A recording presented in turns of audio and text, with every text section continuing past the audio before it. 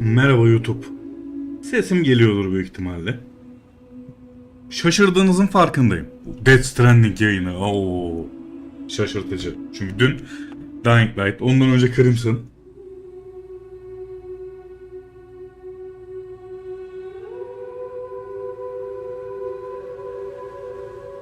Arkadaşlar çok fazla oyun var. Bakılacak, oynanacak çok fazla şey var. Daha Grime 2 var gelecek olan. O video olarak gelecek ama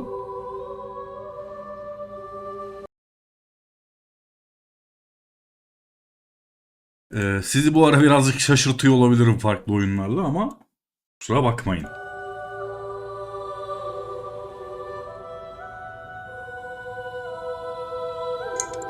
Herhangi bir böyle bir seri falan bekliyorsanız birazcık zor bu dönemde. Güzel oyunlar çıkıyor çünkü. Ha tabii. Crimson Desert'ı bayağı arka arkaya yayın yaptık. Orası ayrı konu ama birazcık böyle bir aşırı hype'lanmış durumda şu anda. Herkes aldı, oynuyor. O yüzden Crimson Desert'ı şöyle bir 2-3 patch'lik bırakıyorum. Devam edeceğim ama yani bırakmayacağım onu. Dying Light derseniz Dying Light zaten tek canlı hayatta kalma modunu oynuyoruz yani. O da ara ara devam eder. Ne kadar canlı kalabileceğim onu da bilemiyorum ama. Death Stranding'i Mutant, Kadir ve bir iki kişi daha istediği için devam ediyoruz. Tabii ki kendi istediğim için de devam ediyorum, biliyorsunuz. Ben kendi sevmediğim ya da sıkılacağım oyunları yayında devam ettirmem. Bunu bilenler biliyordur.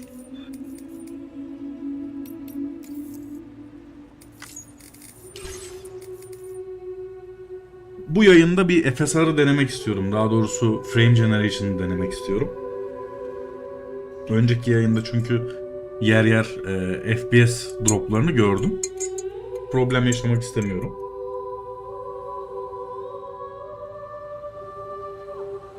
Peki size düşen bu yayında ne? Yayını beğenerek, abone değilsek abone olarak destek olabiliriz. Ve abi biz Death Stranding 2'yi gerçekten istiyoruz diyebilirsiniz. Beğeniler ve yorumlar bunu belli edecektir. Onun dışında manuel kayıt buydu galiba, değil mi? Evet.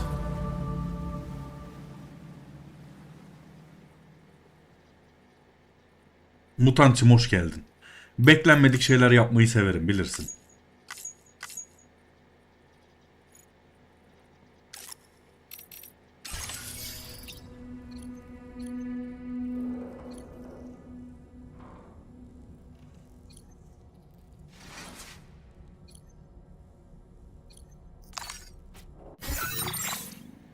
Evet, şimdi görevimiz neydi bizim ya?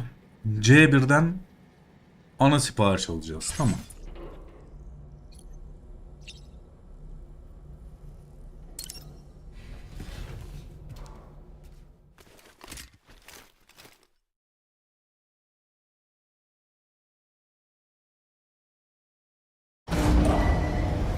Departing facility.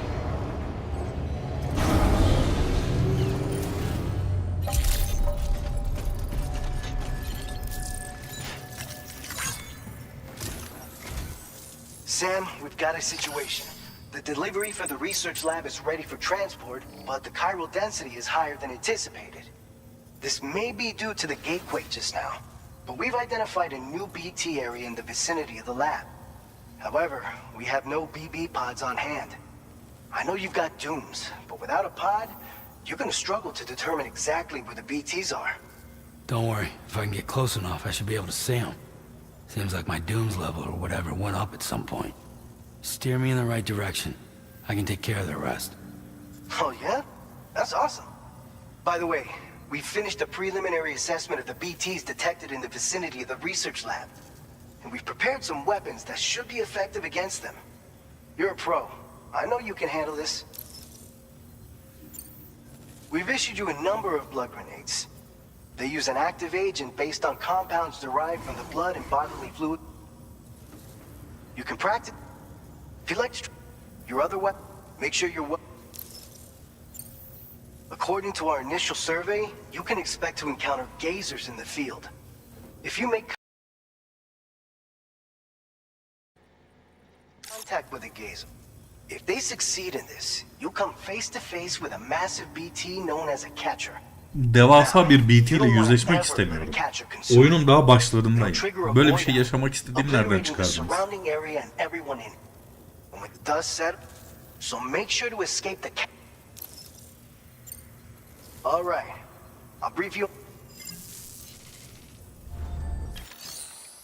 Evet, şimdi kargoya emanet et derken geç, boşver, sipariş alalım. Eski jeofizik araştırma laboratuvarının yakınlarındaki BT'leri alt et ve prototip MP mermilerini teslim et. Ha bir de BT'yi öldüreceğim. Alright Sam, you good to go? The new BT area we've identified is located in these ruins. If we don't do anything about it, eventually someone's gonna trigger a void out. So to prevent that, we need to neutralize all the BTs in this area. There's no shortage of collapsed buildings and hiding spots there, and the timefall isn't letting up any time. Since you'll also have cargo for the research lab with you, take care not... An aid request for a timefall shelter was registered in that vicinity. If you build one near that spot, you can use it to escape any BTs that may be pursuing you. And if you stash your backpack in a timefall shelter, you can rest easy knowing your cargo's safe from the rain and devote your full attention to dealing with any threats. So if you got room to carry a little extra, consider requisitioning a PCC and taking it along with you so you can fabricate a shelter for... You're the only one we can count on.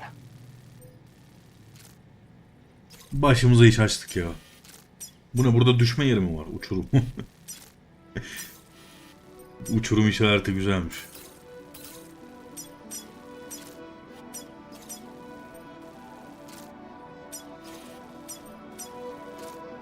Şimdi nasıl bir rota çizelim? Buradan böyle direkt giderim ya. Bu yol güzel. Düz yol. Buradan da çıkabiliriz tabii ki ama her halükarda BT'yi yok edeceksem şuradan şöyle bir yol çizsem.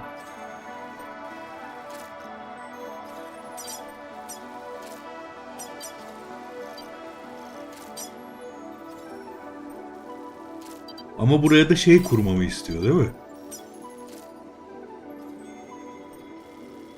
Yağmur sığınağı kurmamı istiyor. O yüzden en mantıklı yolumuz ne olur? En mantıklı yolum şöyle olur. Şuraya kadar geliriz. Buradan buraya gideriz. Sonra BT'leri hallederiz. Sonra da buraya gideriz. Tamam işte.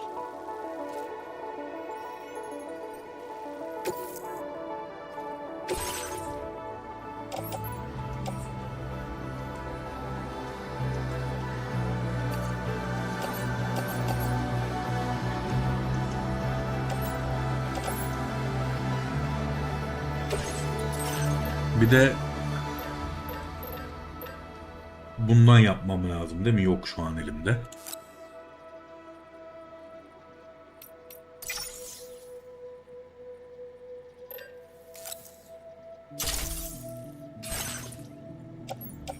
Onu da aldım.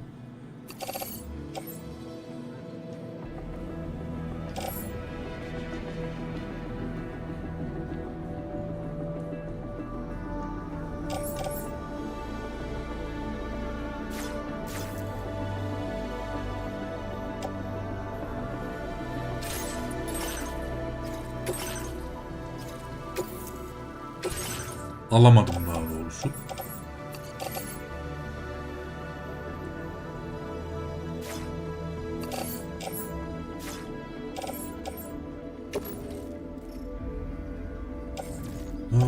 Sırt mermileri çantaya koyalım. Bombaları bomba çantasına koyalım.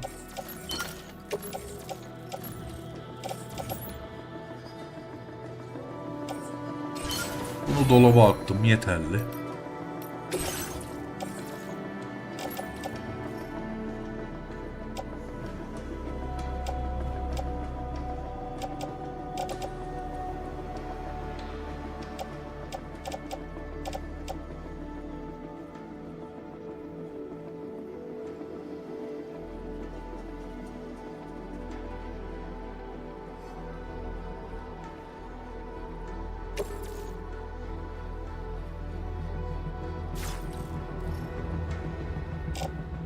Yaptım. Üretim gitti mi?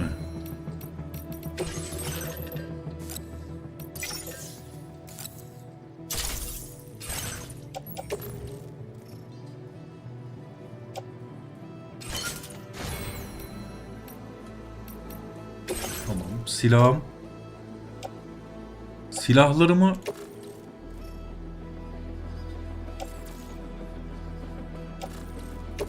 şuraya koyacağım silahı. Bu burada kalsın. Ya da kıyafete koysam.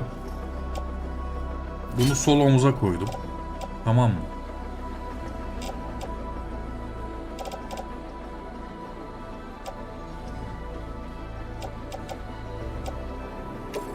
Bunları nasıl kullanıyorum ya? Buton onarım spreylerini.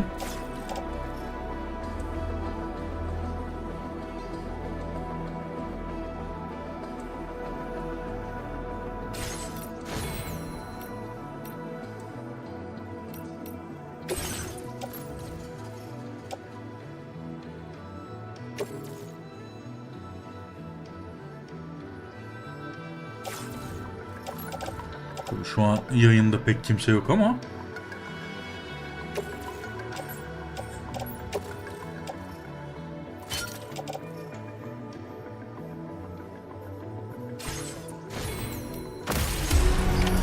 Order accepted.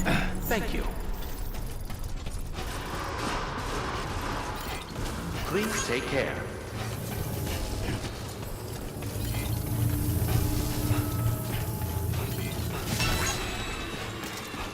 yap bakalım.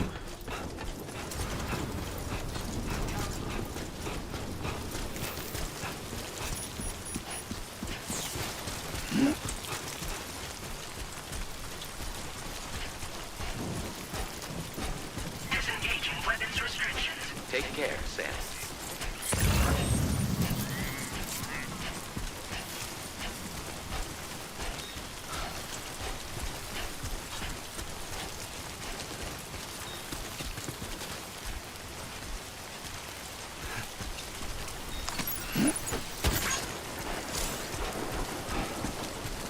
Kargo kutularını onarma. 1 nişan al, sprey sık.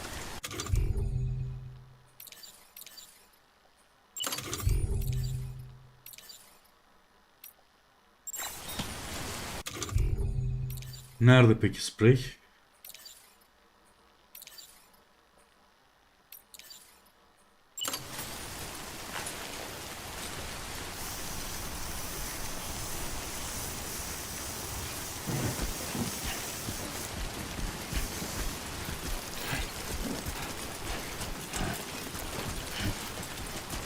Tamam, güzel.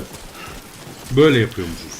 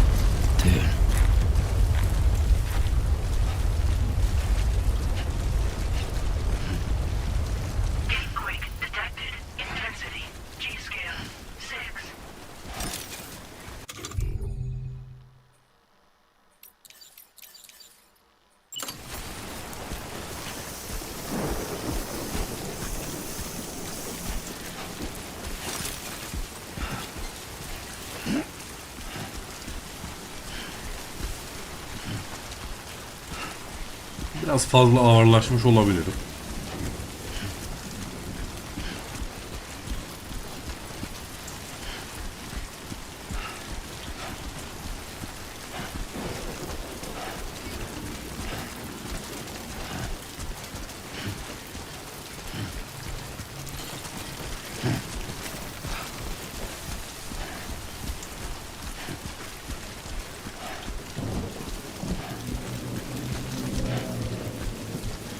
Işığı neyle açıyorduk ya? Hello? Hello? Hey! Anybody out there? Hello? My name's Sam. Can anybody hear me? Böyle bir şey mi varmış? Somebody lend me a hand.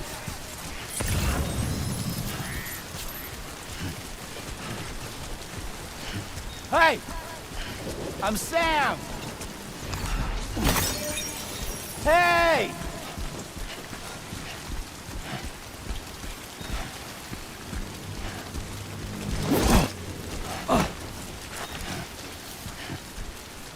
Anybody out there? Somebody lend me a hand. Böyle bir şey olduğunu bilmiyordum oyunda.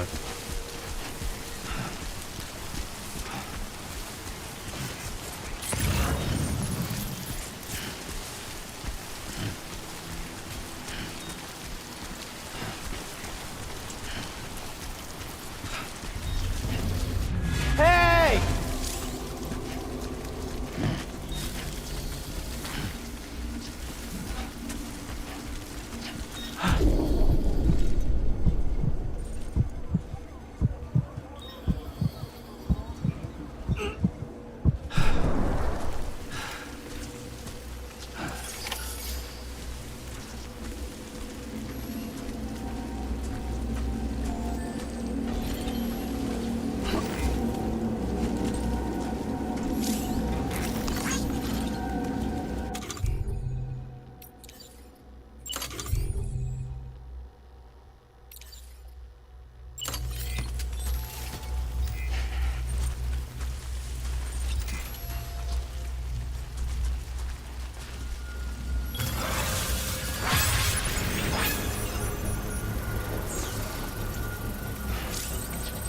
Nasıl boşladım şeyleri.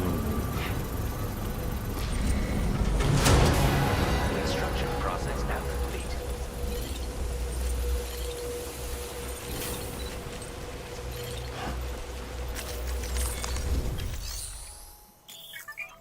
Evet, yapıları yükseltme. Yapıyı yükseltmeme gerek var mı ki? Yapabiliyor muyum bir de?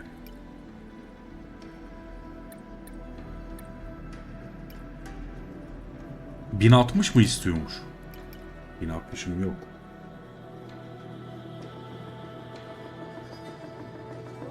Yo, 32 kirel istiyor, 400 metal istiyormuş. Bende yok zaten onlar şu an. Bir de gerek yok.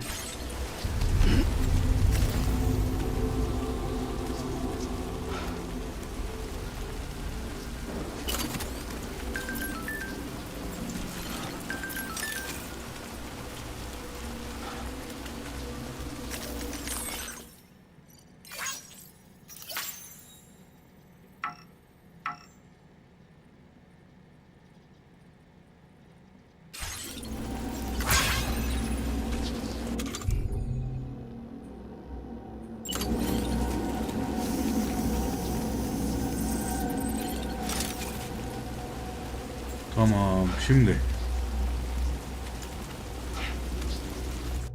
bir haritaya bakalım. Neredeyiz? Buradayız.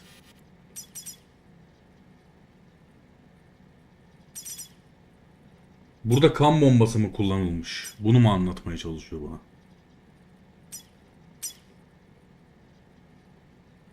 Uzman Amal, Zalampe, Convoyjon, Grimjol, Quick.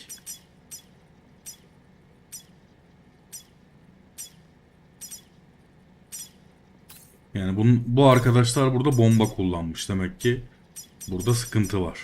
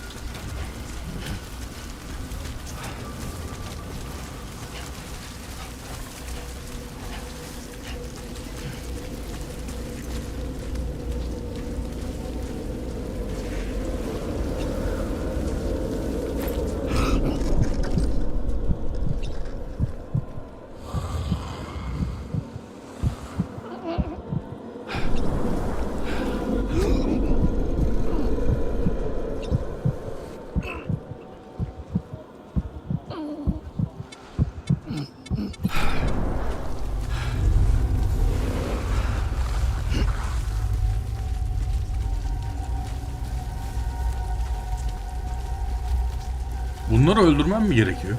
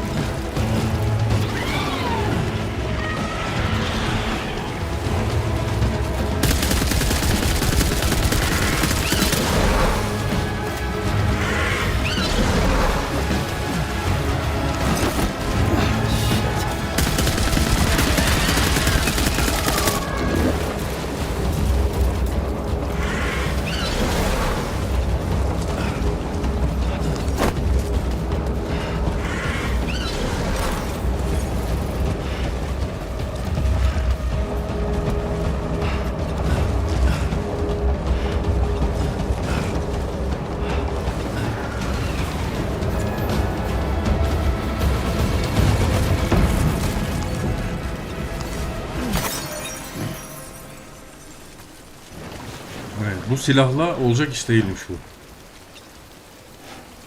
Taarruz tüfeğimi orada kaybettim çünkü.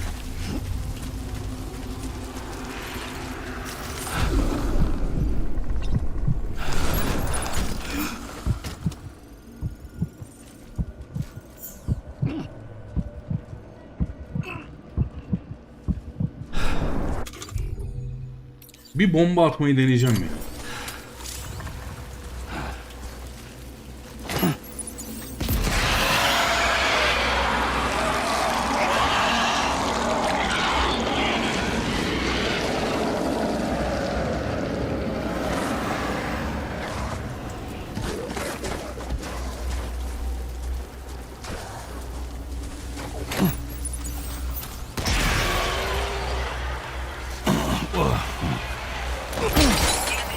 Vay ben senin ayağına edeyim ha.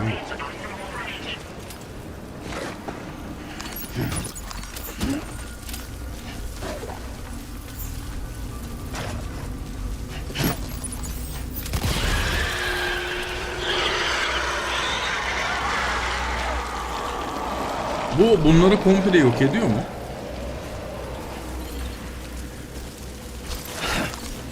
Fuck.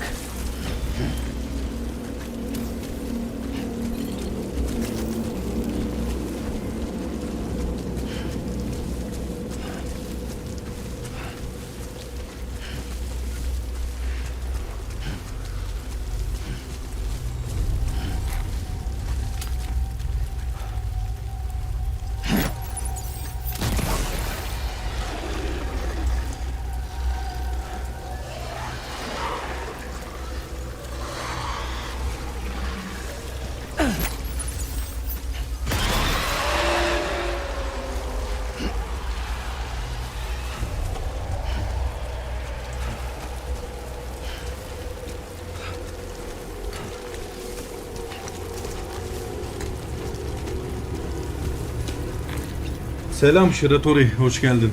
Ne haber?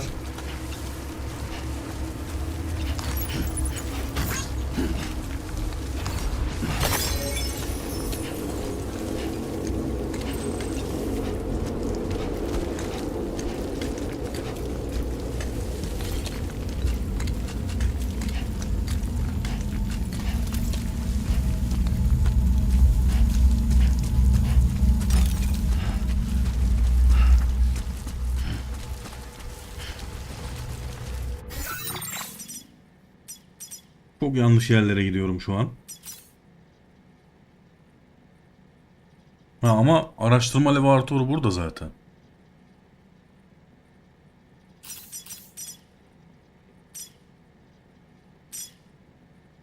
Bunların hepsini mi yok etmemi istiyor? Bunların hepsini yok edecek kadar bombam yok ya.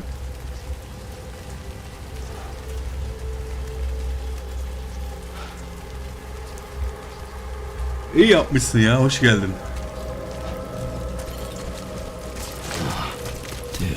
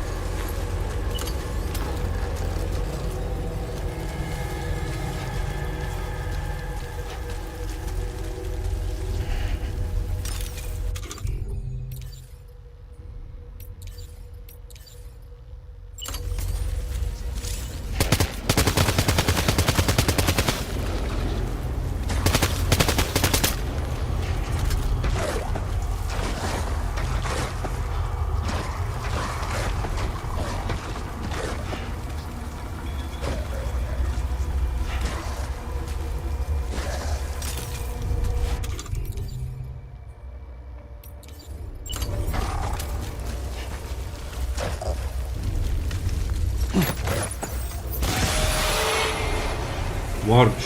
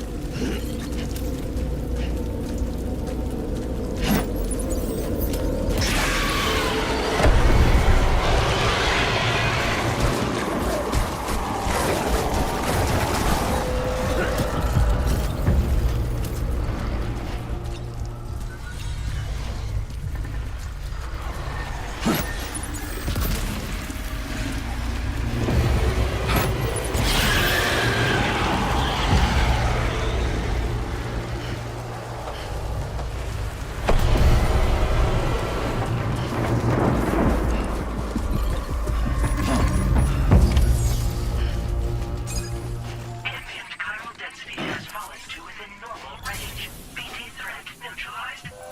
Please deliver your cargo to the research lab.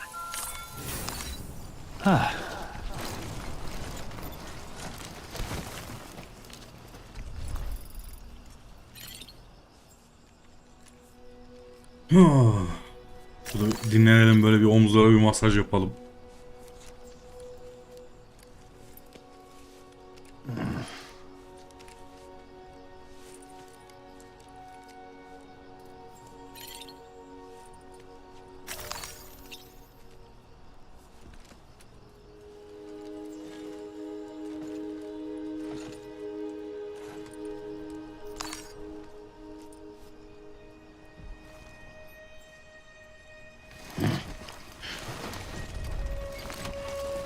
Okay.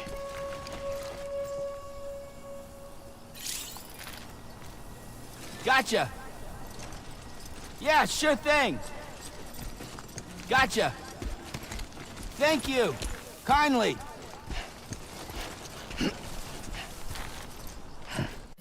Tamam, şimdi bunu hallettiğime göre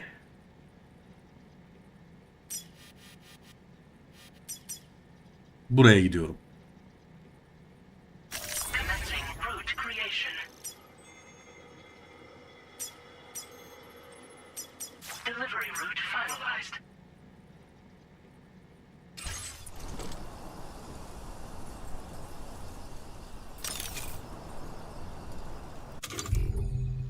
Ayrıyetten de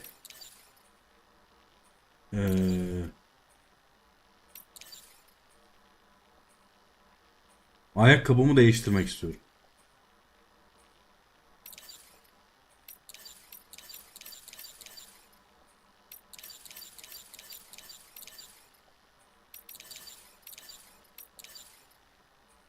Nereden yapacağım onu?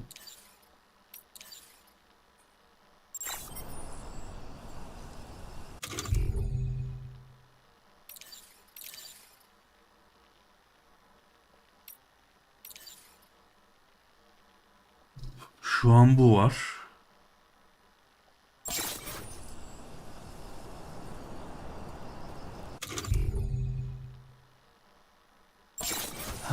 Başka ayakkabım yok muymuş ya? Almamış mıyım yanıma ayakkabı?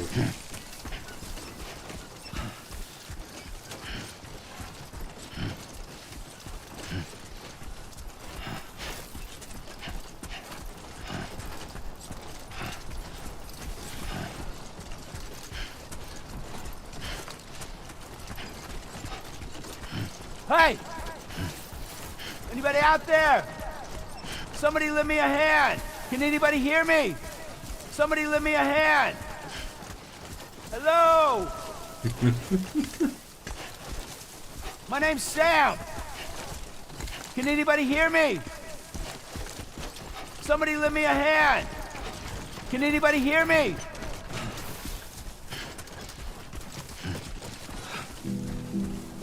I will be gone tonight.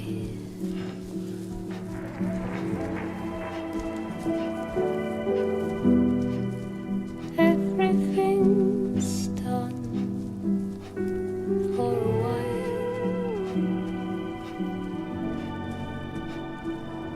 and I will be silent of you. In the fire, in the night, we will be dancing like girls.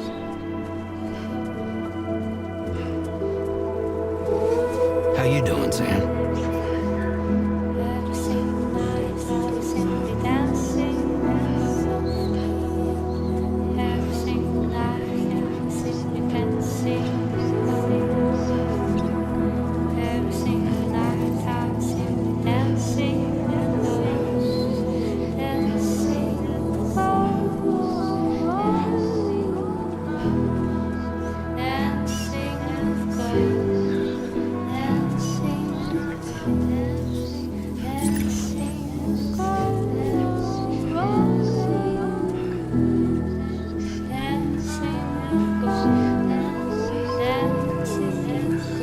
Keep it up, Sam.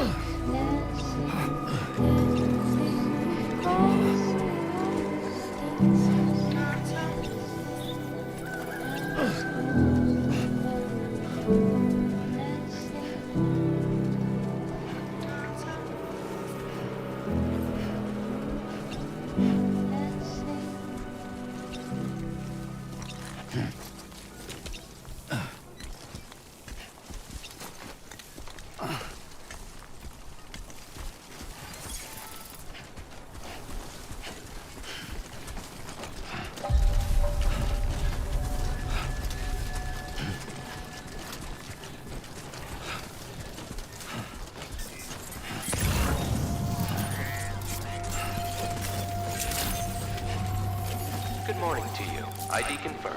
Welcome, Sam. Security measures lifted. Weapons detected. Be advised that usage is restricted inside facility grounds. Access the delivery terminal to process your orders and requests.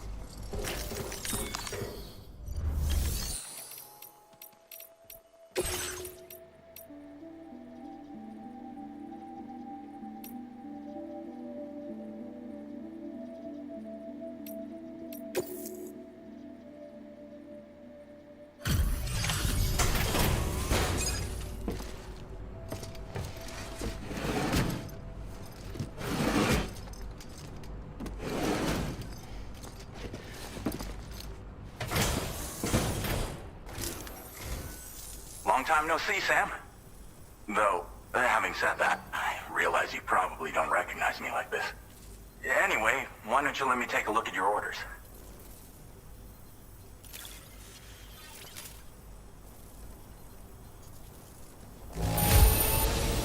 Don't see any major issues.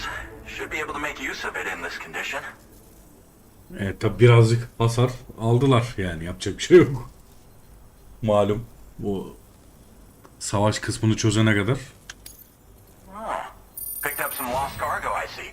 Should be a nice surprise for some.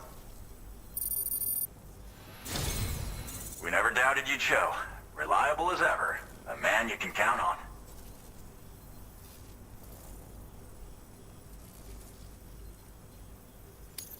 We're ready for you to link us up with your Cupid. Once you do, you'll have fulfilled your objective of bringing the entirety of Mexico onto the chiral network.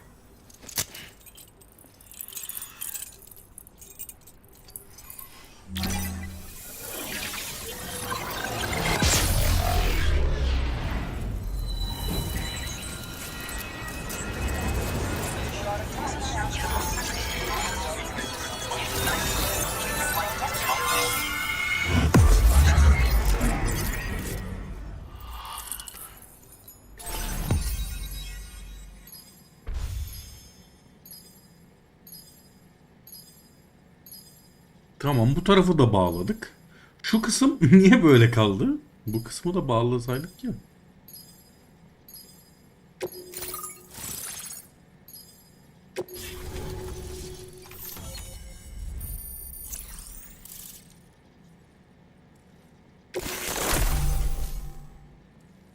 Neymiş?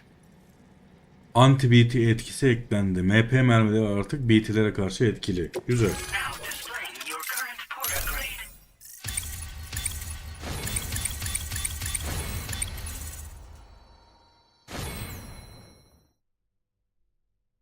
İşleyici seviye 2 takma adını kazandım. Güzel.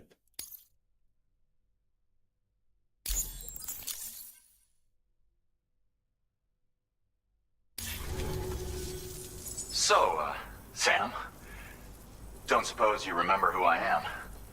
The name's Alex. I used to work at the weather station back in the UCA. I was a Bridges employee, reporting directly to Deadman. So, when I was offered the opportunity to collaborate with him here, studying the Death Stranding and BTs, I jumped at the chance, and here I am. And now, you're here too. You actually couldn't have come at a better time. Shortly before your arrival, chiral density levels started to climb, hitting significantly higher ranges than before. This kind of spike is indicative of an imminent giant BT appearance. I've shared with you some MP bullets that should be very effective against BTs. Because if a giant BT is on the way, then we're gonna need you to put it down. Well, the delivery you were kind enough to bring us contained a shipment of MP bullets that have anti-BT properties. This ammunition will turn your average assault rifle into a BT killing machine. You can also fabricate blood grenades if you want to keep a few on hand.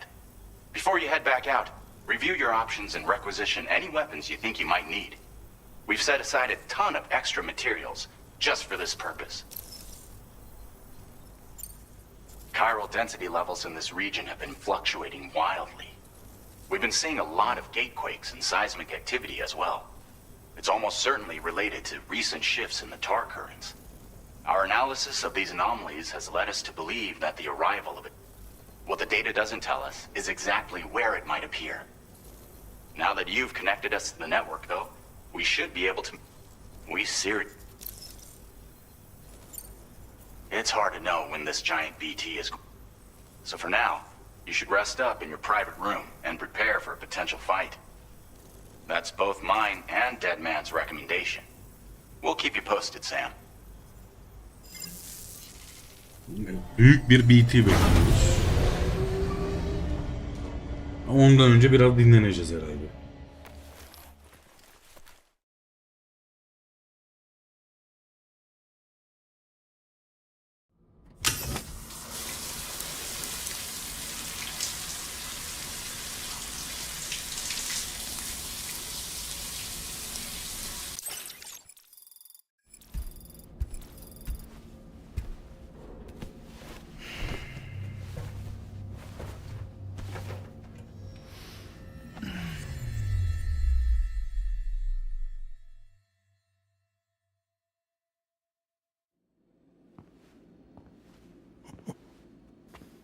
It's been too long, Sam. You were a good friend to me. One I could never forget. Which is why I took steps to ensure that this message would only play upon your arrival.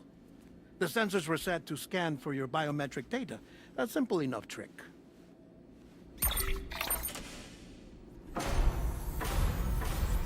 Now, this was originally a geophysics laboratory established for the study of earthquakes.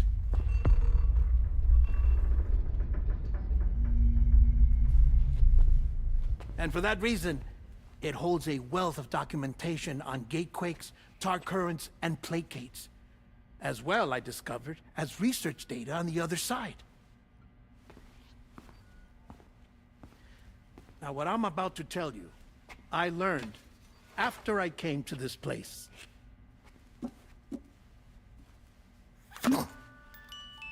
Imagine that this is the lab.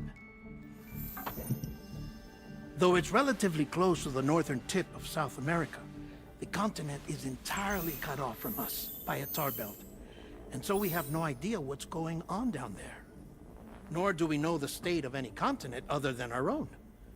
The researchers here were trying to establish contact with the rest of the world.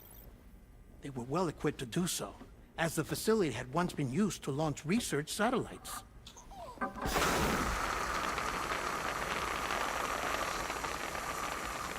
So they tried launching a variety of probes and drones in the hope of obtaining observational data, with no success. The Earth, you see, is shrouded in a thick layer of chiralium that renders electronics inoperable at altitude. So they tried sending ships across the ocean. Oh, yes. Oh, but that failed too. The high concentration of chiralium in open water proved too corrosive, invariably causing them to sink. But then the researchers found some rather rare birds on their doorsteps. Birds not native to the region. Nice birdie, nice birdie. And that, my friend, was just the beginning. Not far from the lab, they discovered a strange anomaly. Well, the surrounding area was heavily contaminated with chiralium. Yes. This is beautiful. The researchers would later dub the anomaly a plate gate. But further investigation revealed that it came into existence when you began to expand the chiral network across North America, and that the gate grew larger in tandem with the network itself. What started as a tiny fissure in space became so much more. The researchers duly installed cameras to study the gate and its surrounding area. Now, to their surprise, they caught footage of some unusual marsupials. Yes, a kind you wouldn't expect to normally encounter in Central America, like the birds. But to confirm their suspicions, they sent an autonomous robot through the gate. The soil samples it collected were consistent with the archived geological data from the southern hemisphere.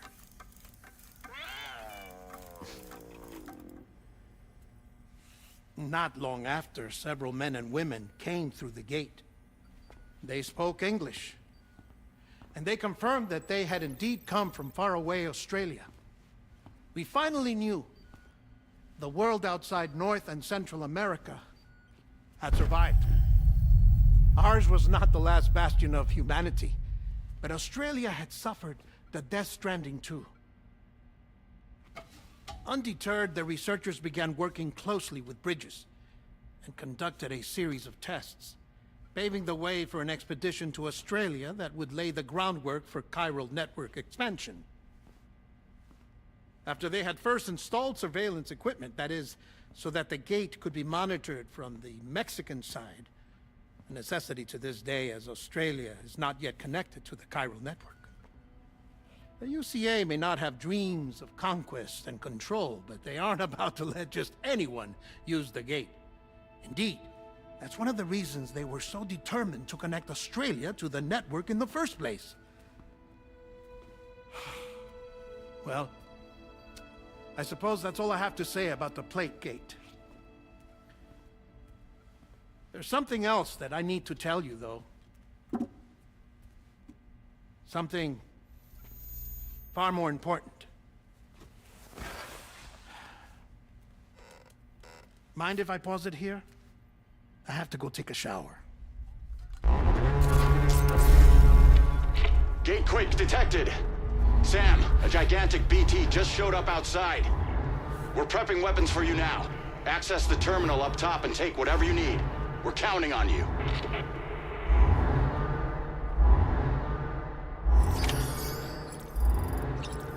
Evet. Ne yapıyorum?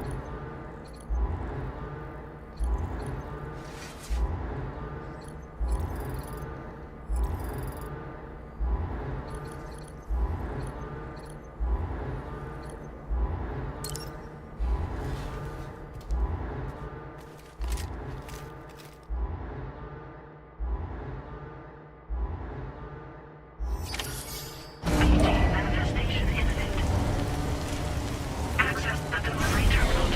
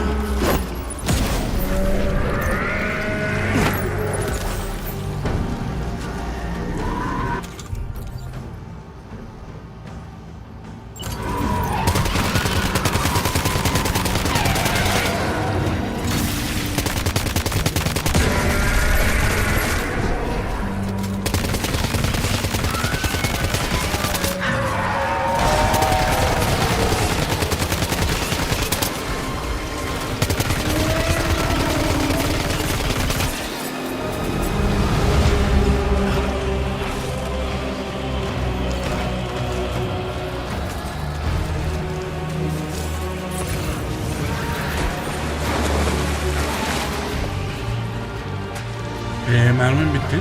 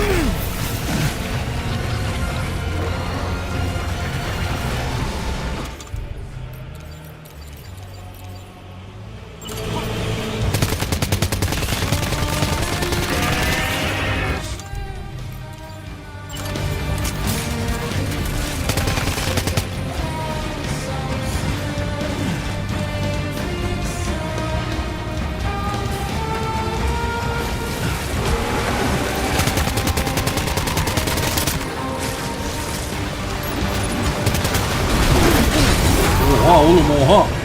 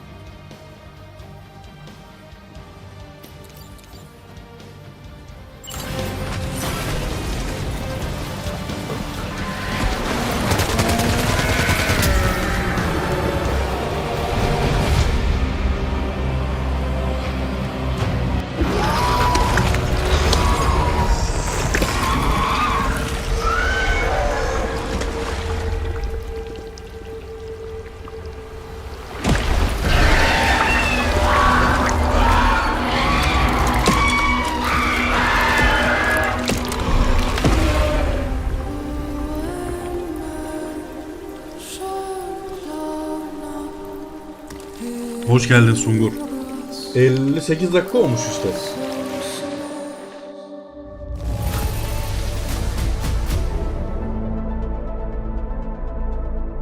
İyi bari %150 altında hasar almışım. %141.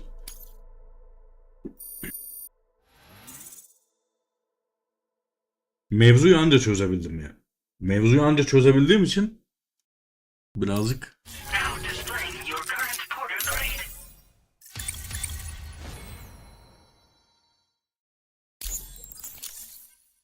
Neye isim önerim var?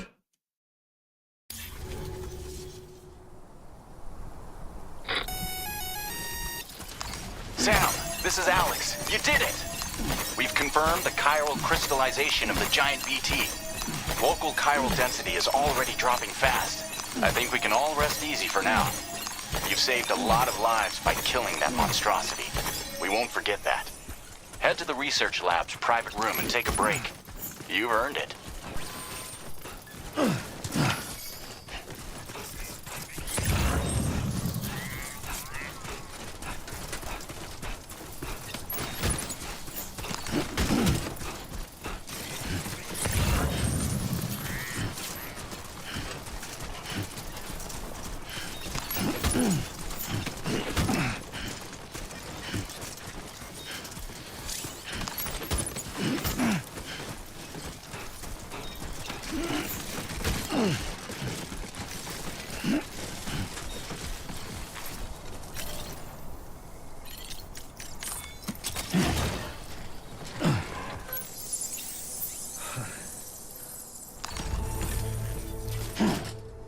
Bunlar ne oğlum bu kadar?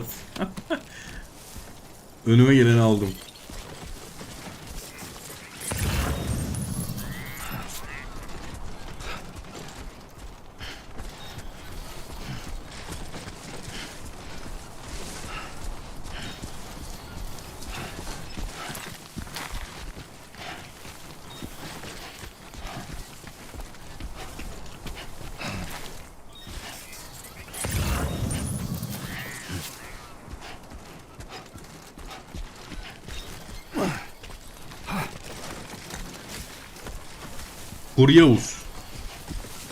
Kuryeus en uygunu olabilir şu an ya.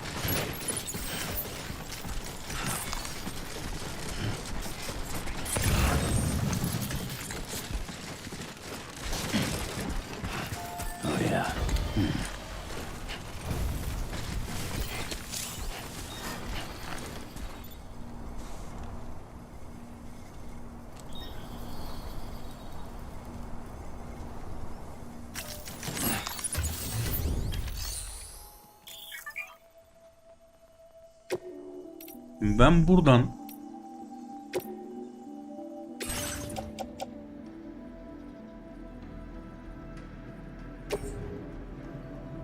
bunu geri dönüştüreceğim.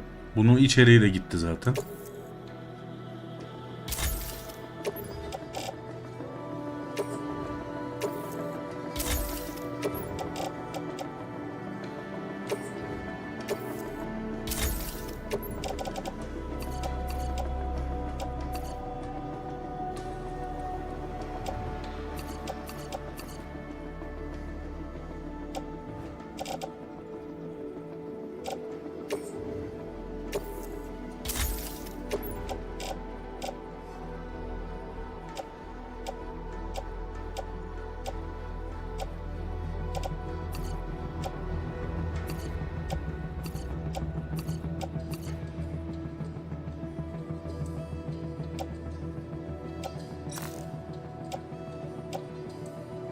Bakayım başka geri dönüştürebileceğim bir şey var mı, ona bakıyorum.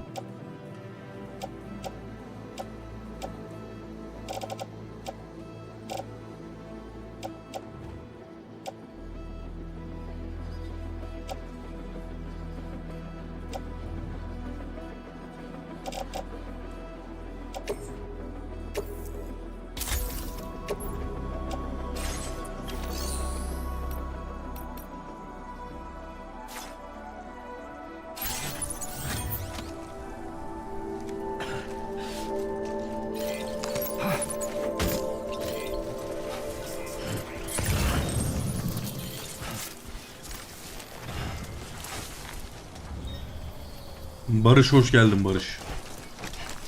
Yani büyük ihtimalle doğru tahmin ediyorumdur. Barış Aksu. Evet, güzel oyunlar, güzel seriler.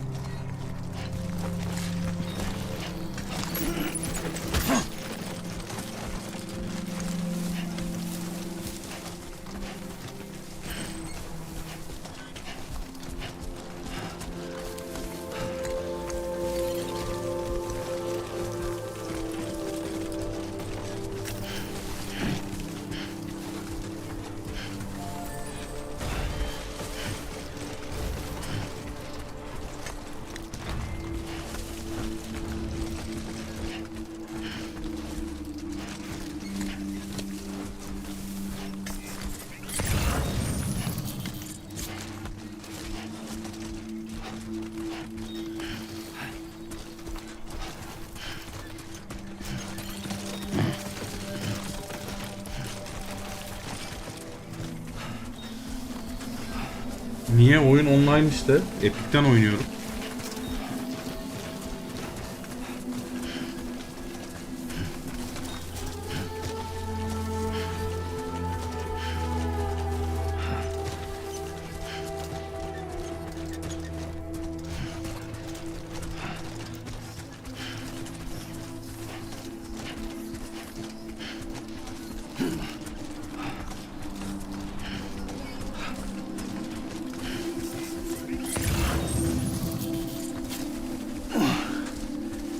Easy does it.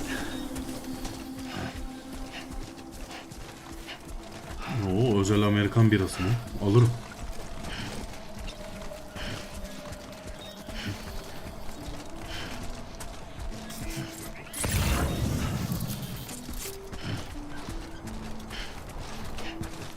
Tamam, attılar ya işte. Nereden bu kadar çok 6 tane silahım var?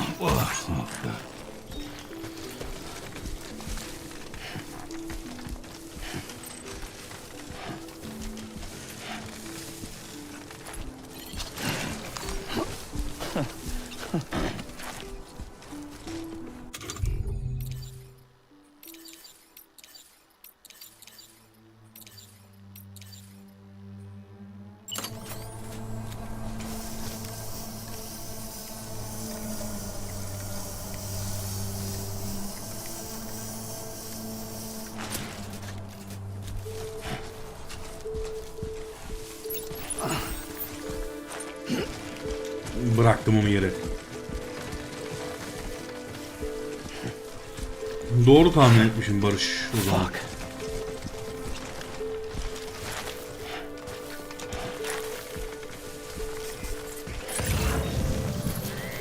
God damn it.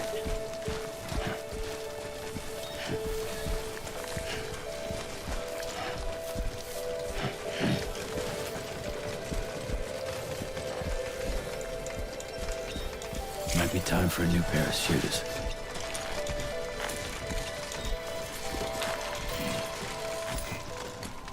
Thank you, Sam.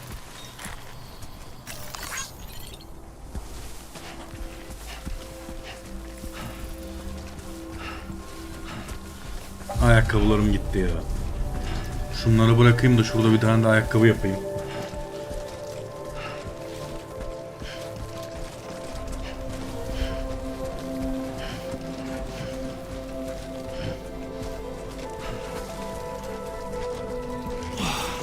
This is gonna suck.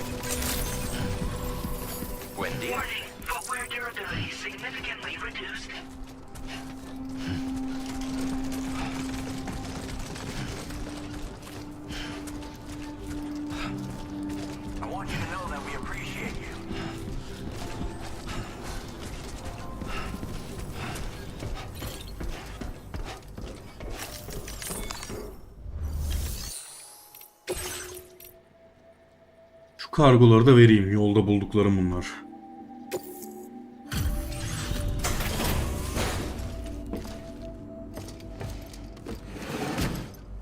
Ne hale geldi Sam'in tipe bak ya.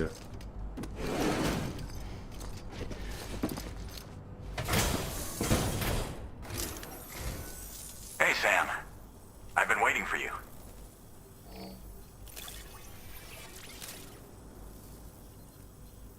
Stuff goes missing all the time, but it looks like today is our lucky day.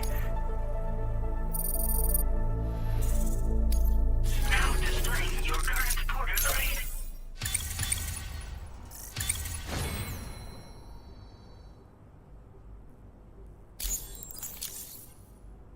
I gotta say, Sam, you're looking... You know you can borrow the private room whenever. Don't kill yourself.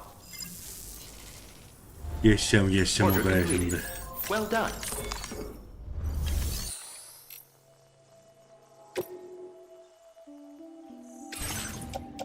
Şimdi şunu da geri dönüştürelim.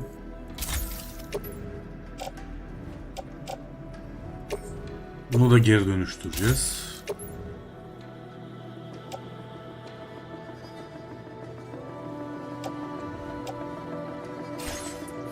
Tamam. Şimdi çantayı bir toparlamam lazım ama 2 tane bot yapalım.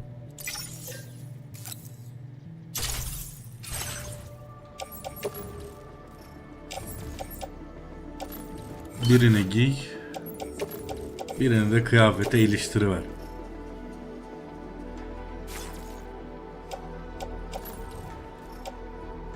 Ha, buraya sok, buraya sok gitsin.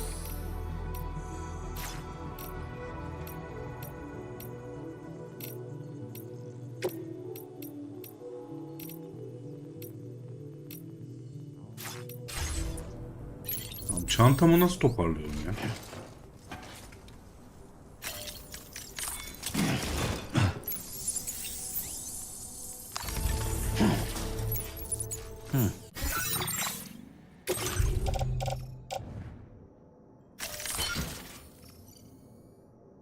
Tamam, böyle diyorsan böyle olsun.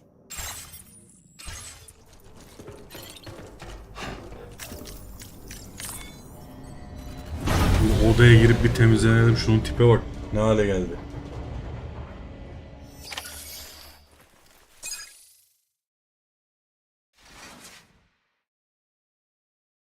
Aleykümselam Sesko. Hoş geldin.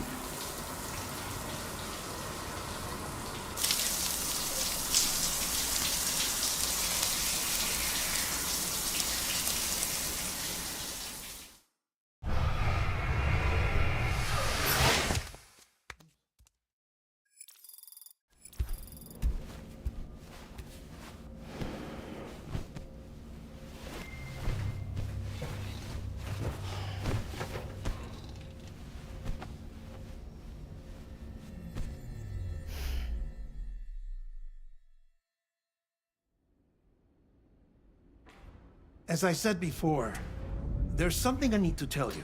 It's about Lou. You see, after you left Bridges, I decided to do a little digging into BB-28's past. That is, Lou's. I found the BB decommissioning records. Now, according to them, BB-28 was flagged for disposal and subsequently incinerated 4 years ago, long before you and Lou first met. That's BB-28? This is the child officially identified as BB-28. But if you look closer, Sam, you see at once that it can't possibly be Lou. Right there at the elbow, where the birthmark should be. Nothing. Which means we have another BB-28 on our hands. The one with whom you memorably went west and back not so long ago, that is Lou. Per regulations, the serial number assigned to each BB was unique. No 2 units should have ever been assigned the same one. I've cross-checked the details with the most up-to-date entries in the UCA database. And indeed, there is no reason to believe BB-28 survived. All of which can only mean, Sam, that the bridge baby you carried with you on your journey across America, Lou, was never recorded in the official database. So, where then did Luke come from? Right now, your guess is as good as mine. But as worrying as that sounds, this could actually be to your advantage, since it's functionally impossible for the UCA or Bridges to track a BB of which they have no record. Which is lucky because if they did know about a BB that could live and grow outside the pod, they'd want to secure it for study. So take comfort in the knowledge that they don't, that you're free, that you can bring up Lou in peace. How is it, by the way? The two of you living as a family? Right. I have gifts for you. A few things to take back home. An assortment of vaccines to be administered as your child grows up. We want Lou to live a long and healthy life. And it's natural for children to be afraid of shots. Maybe this will help put Lou's mind at ease. A token of my affection. You can collect it via the delivery terminal when you leave.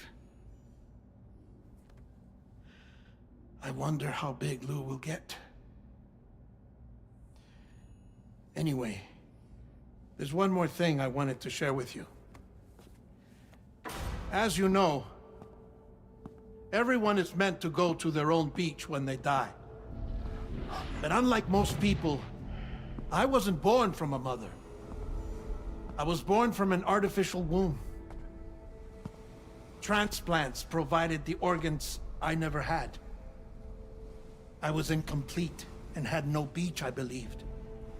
But I wasn't about to accept that. I went back home to study the ha and ka and the beach. I threw myself into my work, Sam. I tried. But I think I've done all that I can. In the end, I'm still a patchwork Frankenstein's monster. One that's just about worn out. As a doctor, I can tell you, I don't have long left. So I've devoted my remaining time to research. That's why I'm here, Sam. Where I can focus on the beach. There's so much data here, Sam. On beach formation, jumping via beaches, the relationship between the beach and placates. All the evidence you could ever wish for. Not enough to solve every mystery, perhaps, but enough for me to make an incredible personal discovery. That I have a beach after all. It doesn't matter how I was born. I have lived as a human. And thus do I possess a beach like any other. I am not a machine, but a person with a ha and a ka and a beach to go with them.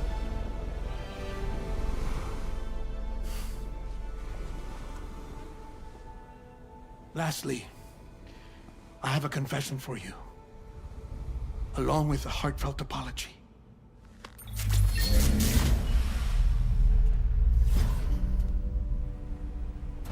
I told you once that I didn't have dooms. But that's not actually true. Not that I was lying, you understand. I just didn't know. It was only after I found my beach that I realized. Chiral allergic reaction. I can feel it getting closer. I'm off to the beach, Sam. To my beach. Take care of yourself.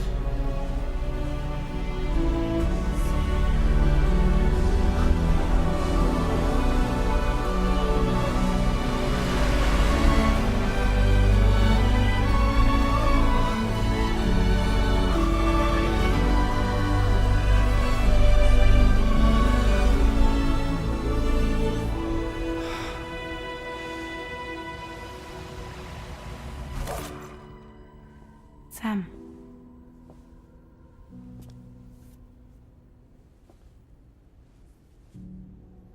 Did you know about this? No. It's news to me, too.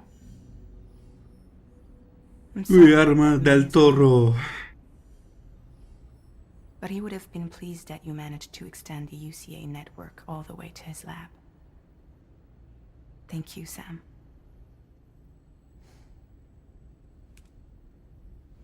I guess I'm homeward bound. Missing little Lou that badly? You know I am. Come on back, Sam. Lou misses you too.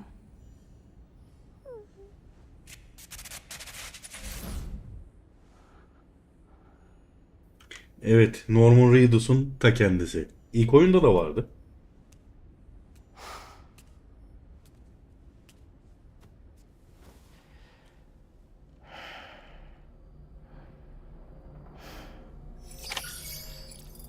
Gördüğün tombik arkadaş da Guillermo del Toro.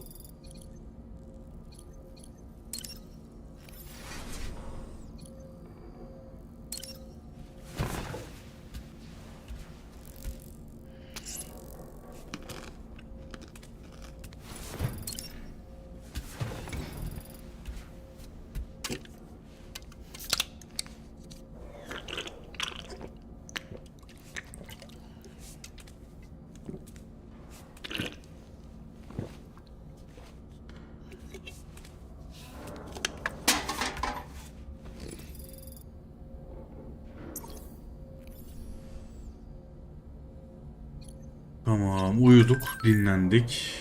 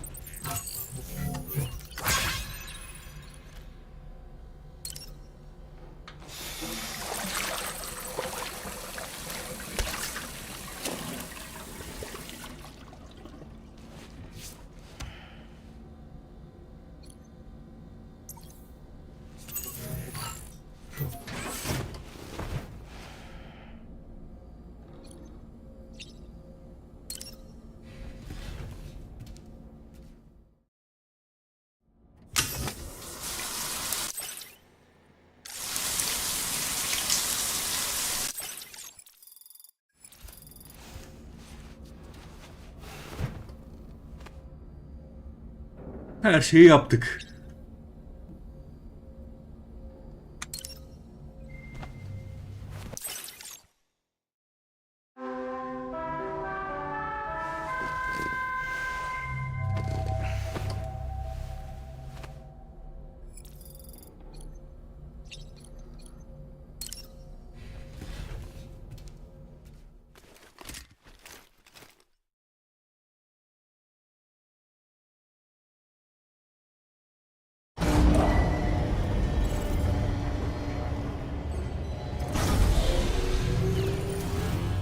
Sunrise will be occurring shortly.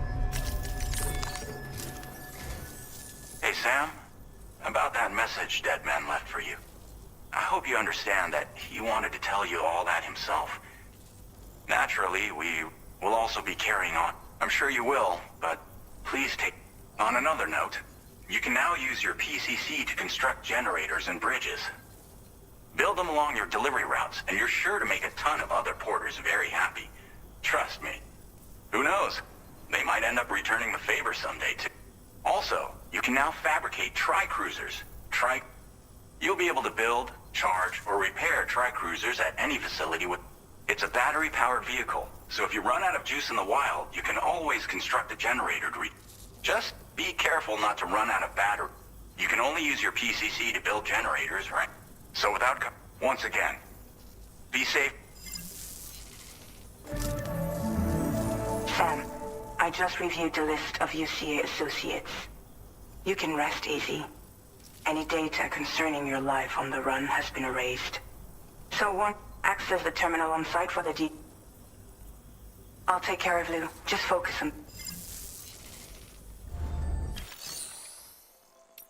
Evet, şimdi Lou'nun hediyesini alalım. This custom cargo container is designed to be attached directly. The words "for Lou" are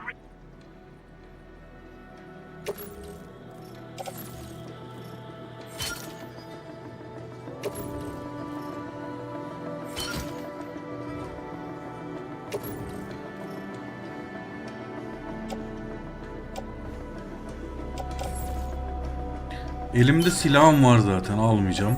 Kan torbası gerekiyor mu? Gerekmiyor, yanımda var. Dry cruisers are now available for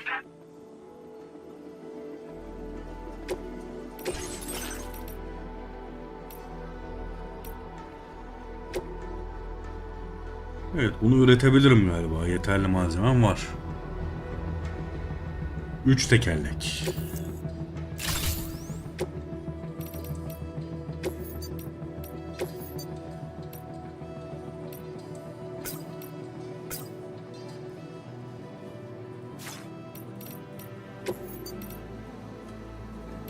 Çıkartmalar da mı varmış?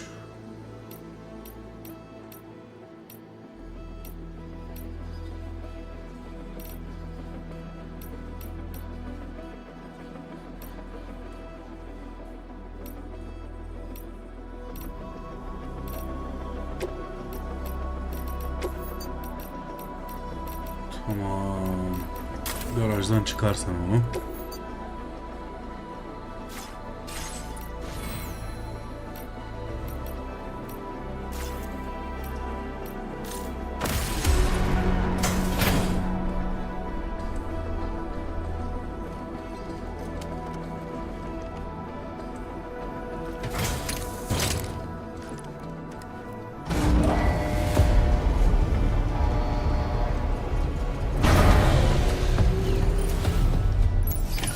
Order accepted. Thank you.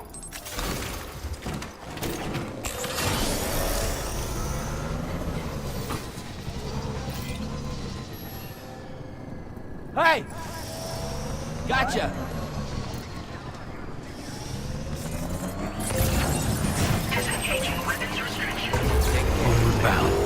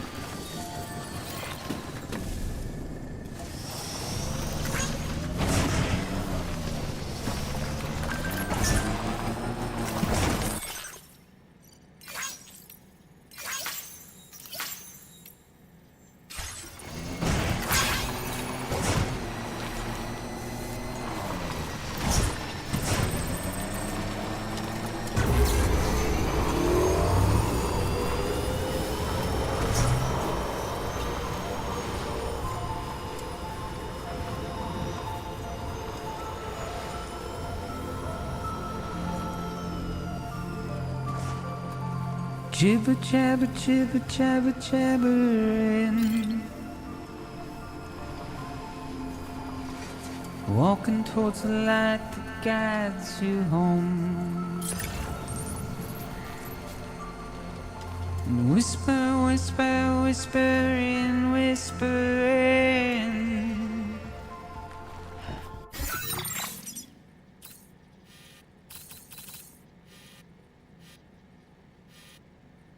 Bir şeye bakacağım. C1 şurası değil mi? Yolumun üstünde orası.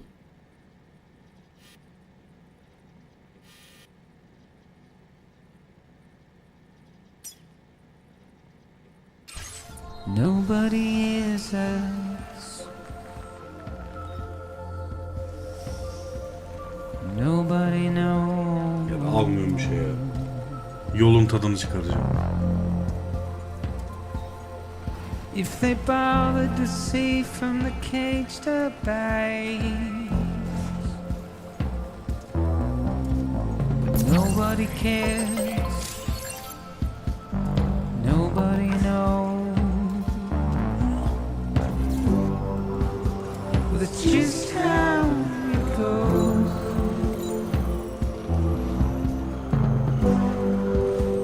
It's just how it goes.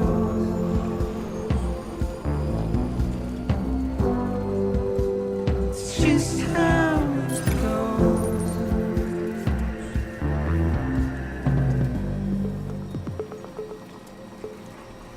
A waste of breath, a mindless stare. Simply stone.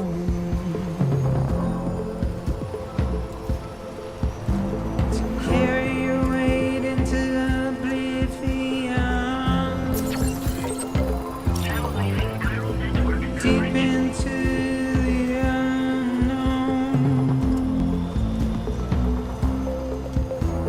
We had no choice to where we're thrown. To get out, it's the desire.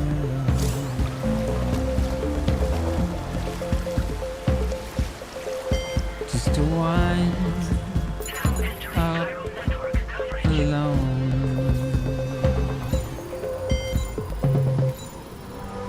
But it's just how it goes. It's just how it goes.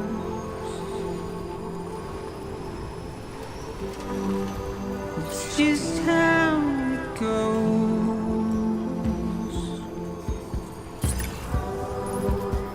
It's just how it goes.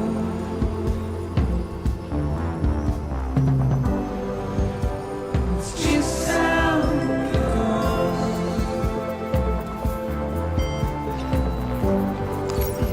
It's just how it goes.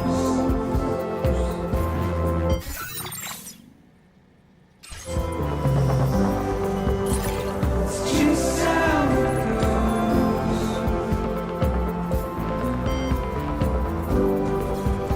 It's just Good morning to you.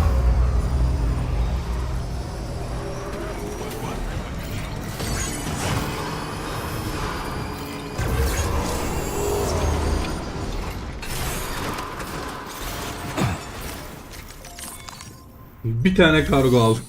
Yolda. Hemen buranın dibindeydi bu da. Vereyim bari bunu.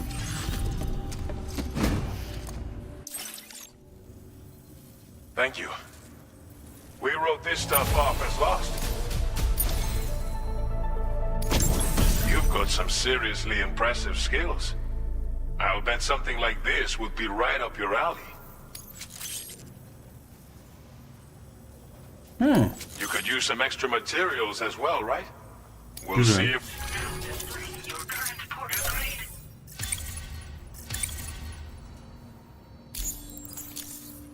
I've shared with you data for a machine.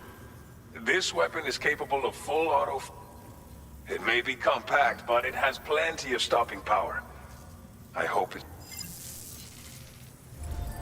Order completed. Well done.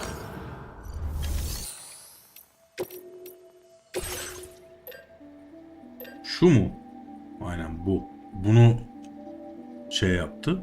Bir de bu. Herhalde. Güzel.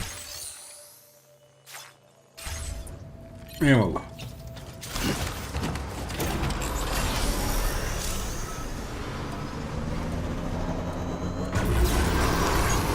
I will always support you.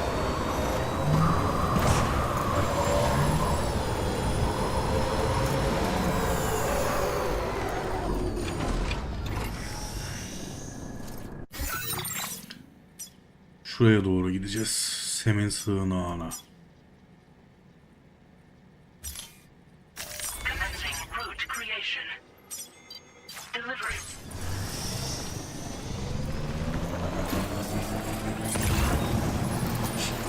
Köprüyü kim yapmış ya? Kim yaptıysa Allah, eyvallah.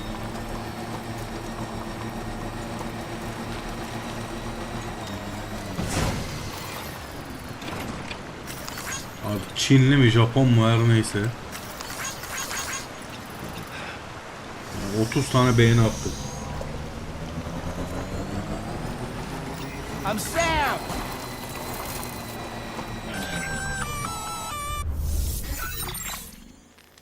Intrusion Ne oldu lan? detected.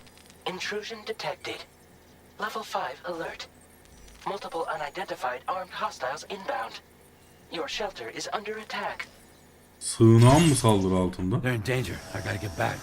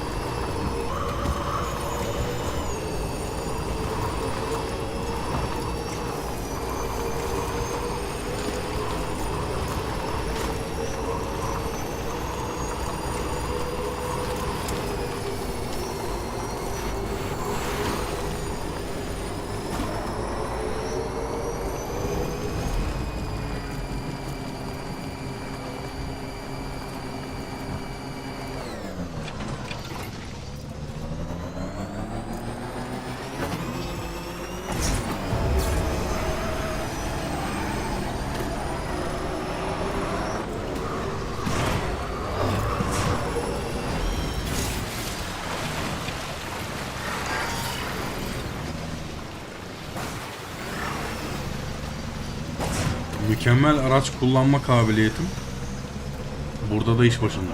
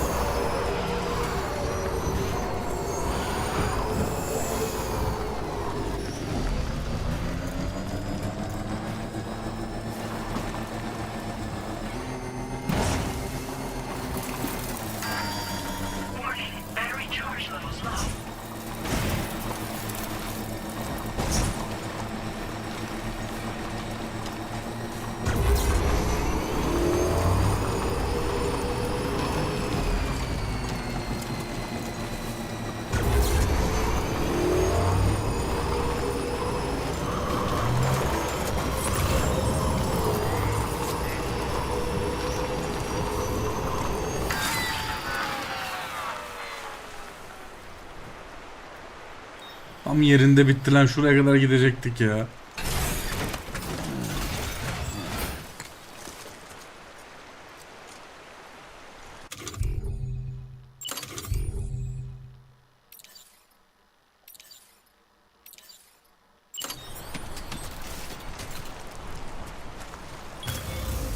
Now then.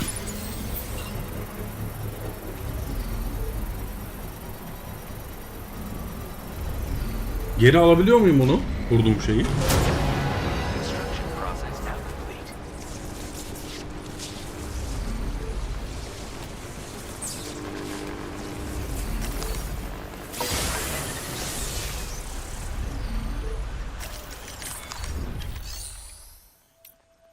Yapıyı sök. Bu yapıyı kullandığı oyun serbest kalır. Yapı diğer dünyalardan kaldırılacaktır. Serbest kalacaktır. Yani parçayı bana geri vermiyor ama yapıyı söksem de, değil mi?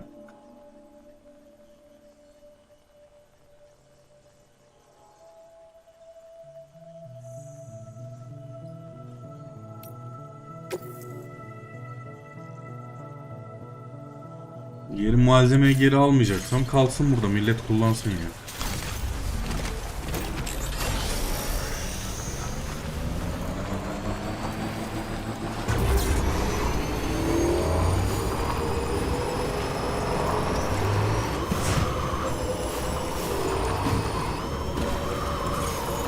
Almost there.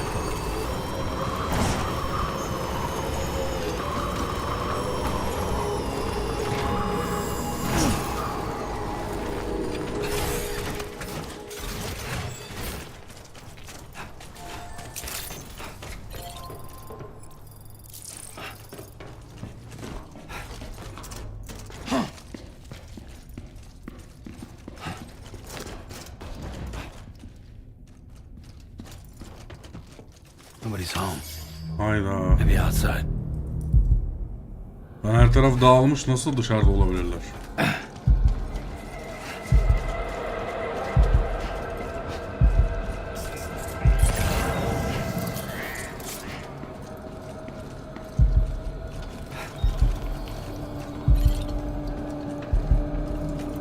She can't have gone too far from the shelter.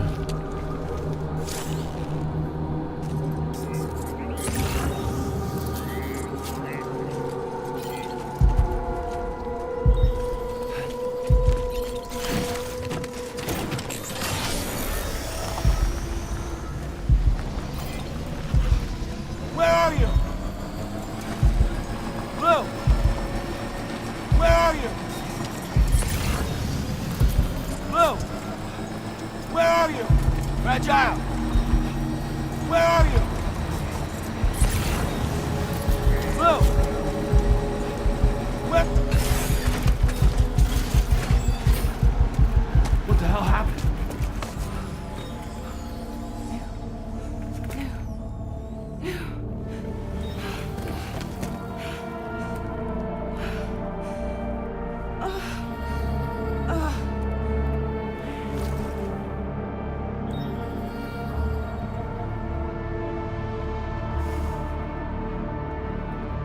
Lou.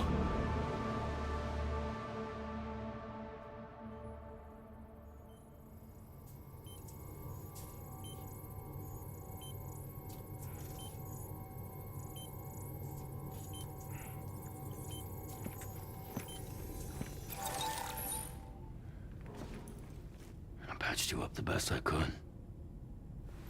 What happened to Lou? We were attacked.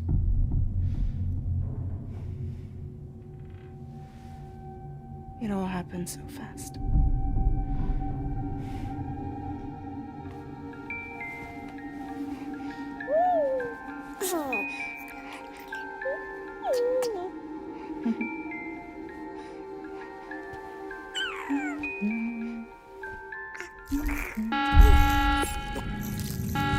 Intrusion detected. Intrusion detected. Level 5 alert. Multiple unidentified armed hostiles inbound.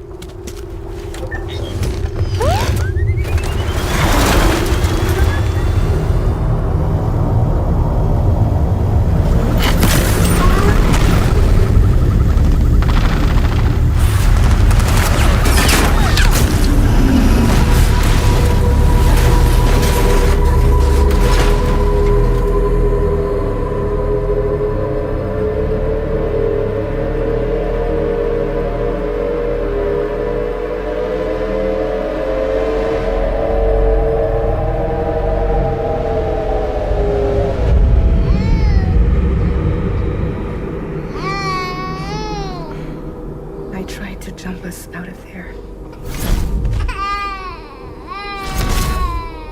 But I could only take my equipment with me. And I couldn't possibly think of Lou like that. There was no way for the two of us to escape together. The best I could hope for was to jump Lou out. Just Lou.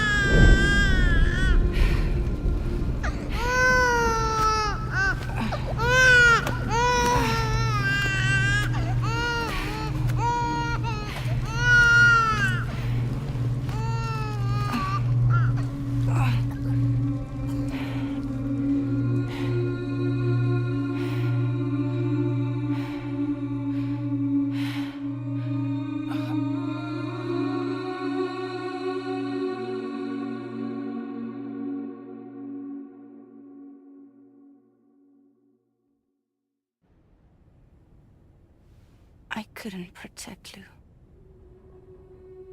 I am so sorry. Elinden geleni yapmışsın canım. So sorry. Yapacak bir şey yok. I'm sorry.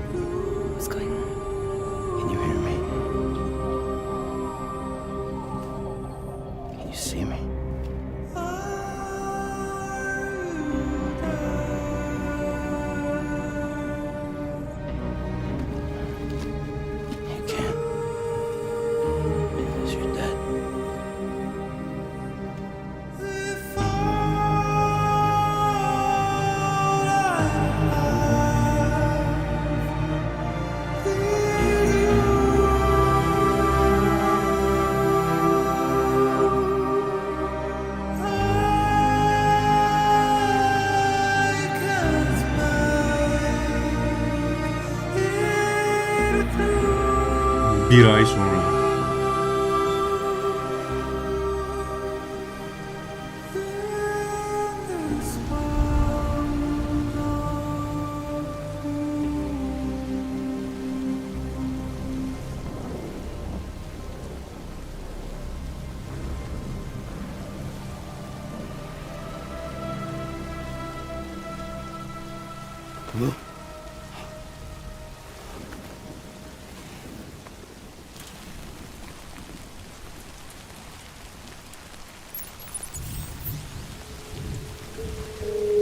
Evet, geldik yine bu dağa. Aa, bu sefer Lu yok.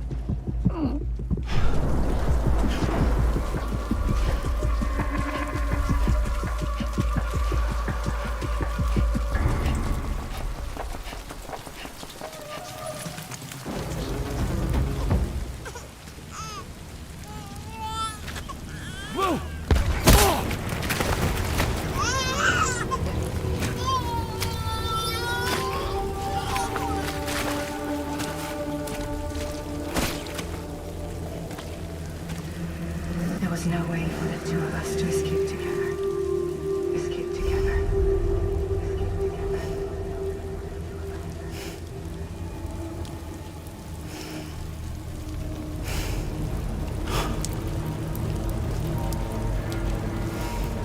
The best I could hope for was to jump without adjustment.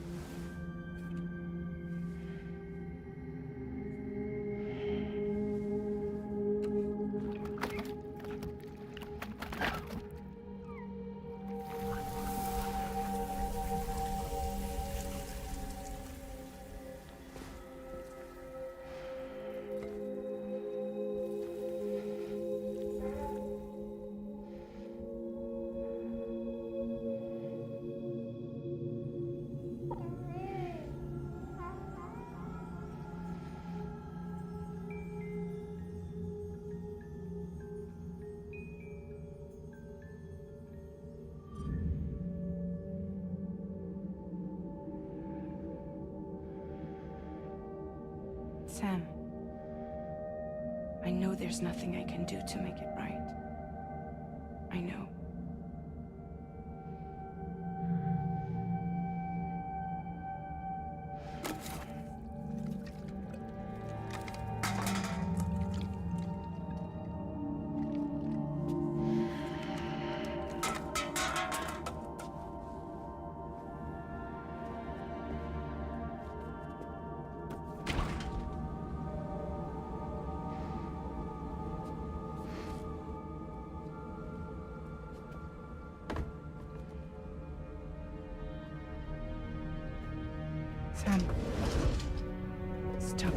yourself.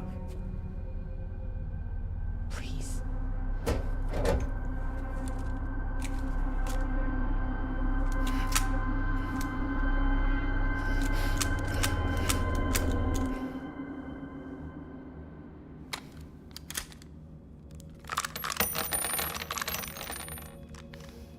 Give me the gun.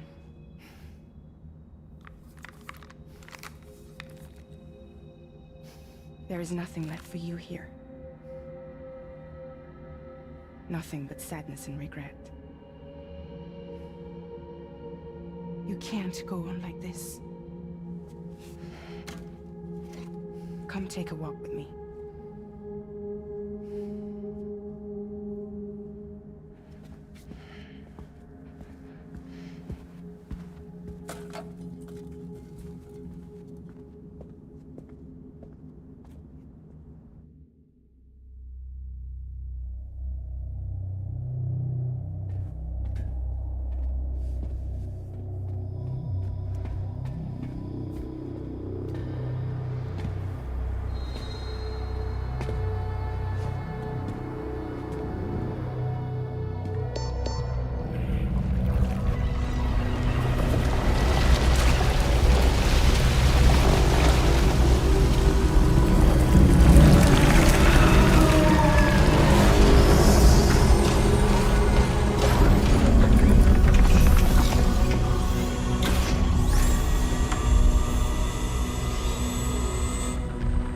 Come meet my crew, Sam.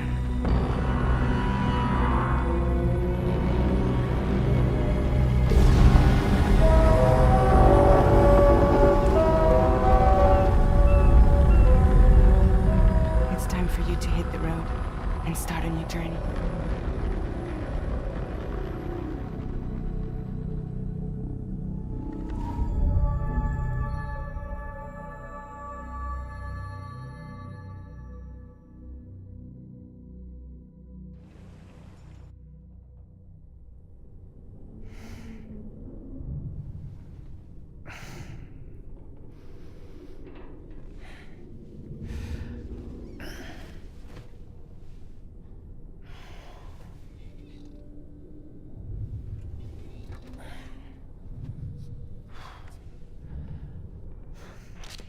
Intoxicants successfully purged. Blood alcohol content nominal.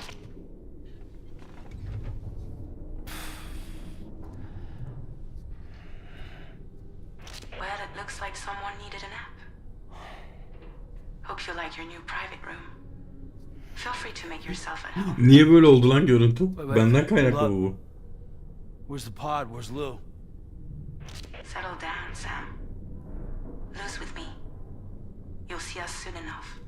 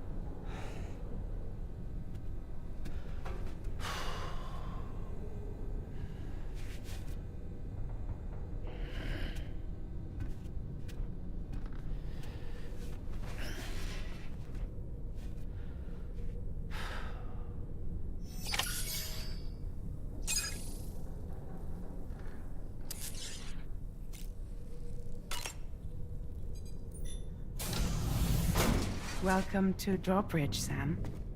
And to the GHV Magellan, our mobile base of operations. Come on, I'll help you get your bearings. This is the ship's armory. Here you can check your weapons. Balık uğruna selam.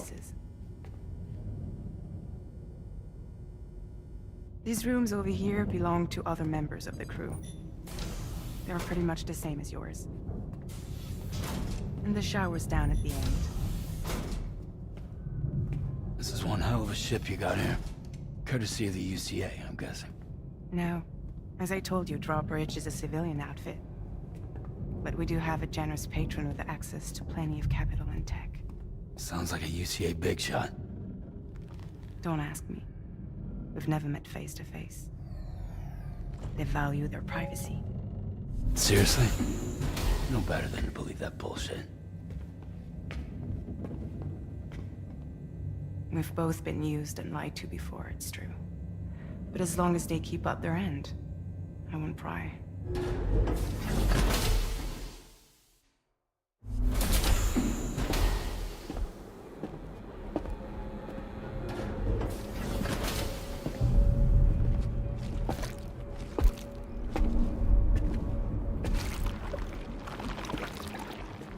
This is the headquarters of our humble operation. The bridge of the DHV Magellan. It's always like this when the DHV Magellan's on the move. Meet Tarman, our resident doctor and geophysicist.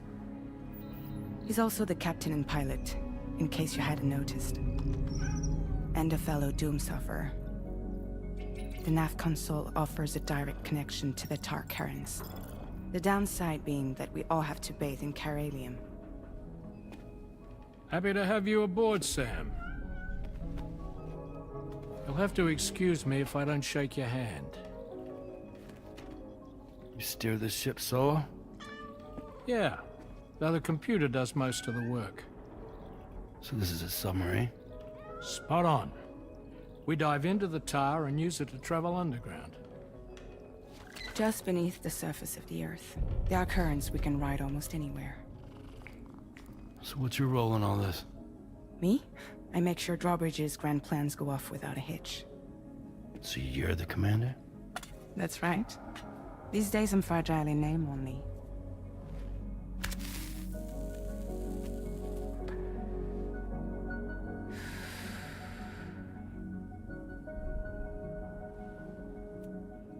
Huh.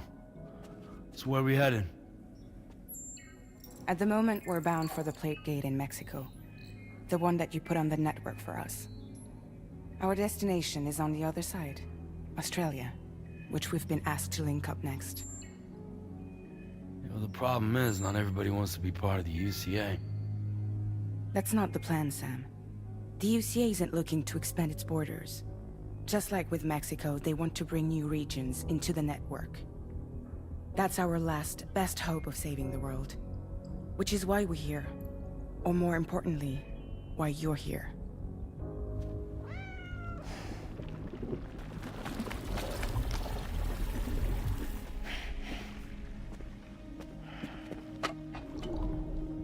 Well? Ah, so Lou is the child's name.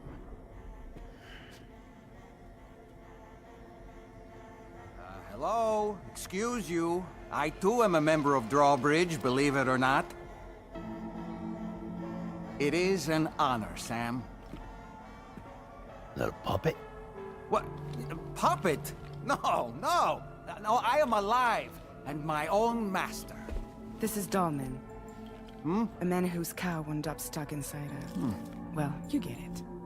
He used to be a spirit medium. When I was still flesh and bone, of course.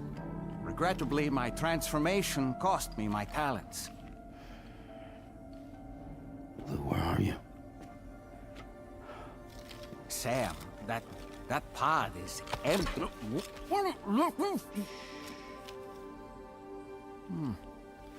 Oh. You know, no one should have to suffer such loss. I understand. Believe me, I do.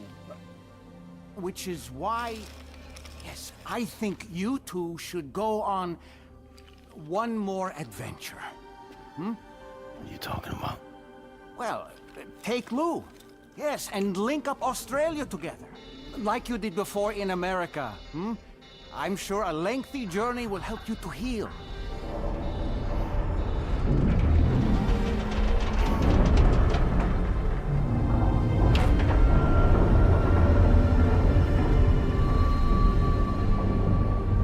Sam, we've arrived. in case you're wondering, my hand is traveling through the tar currents, which is lucky because that's what allows me to keep this ship on course.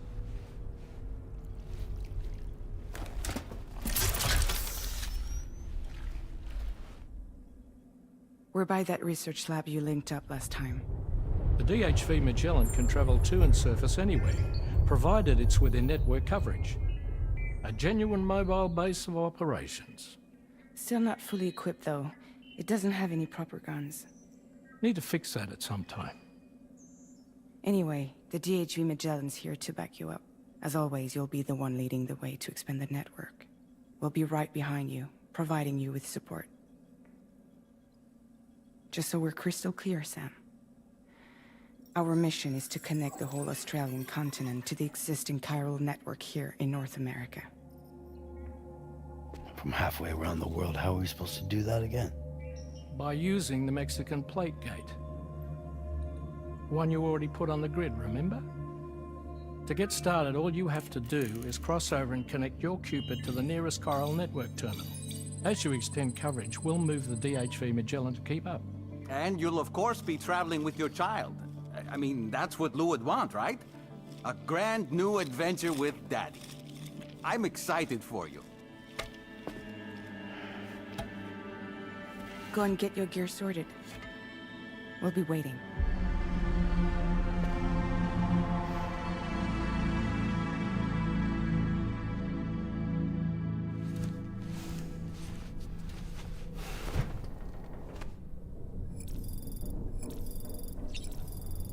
Evet, böylelikle oyun tamamen yeniden, yani yeni başlamış oluyor. Giriş kısmıydı sadece bizim oynadığımız.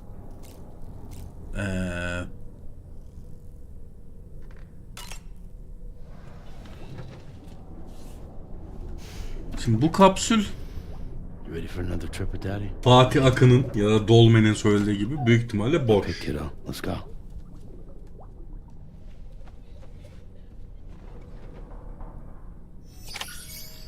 Ama biz yine de görüyoruz onu tabi.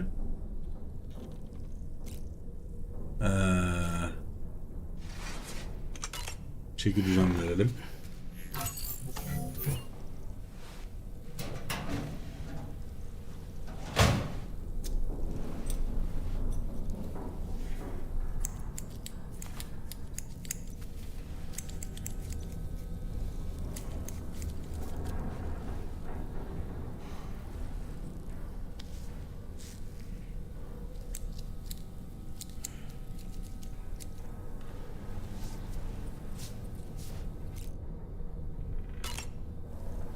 Saçımızdan boyayabiliyoruz.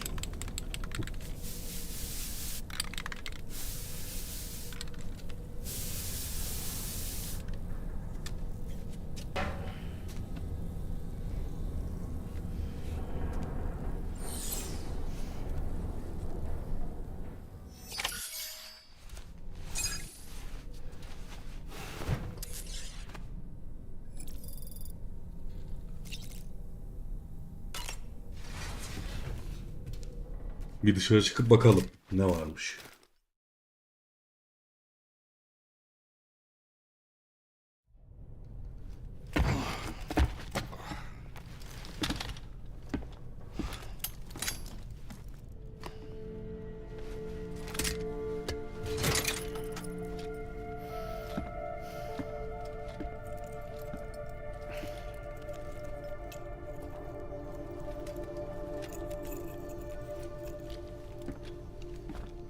Sam, would you mind if I joined you?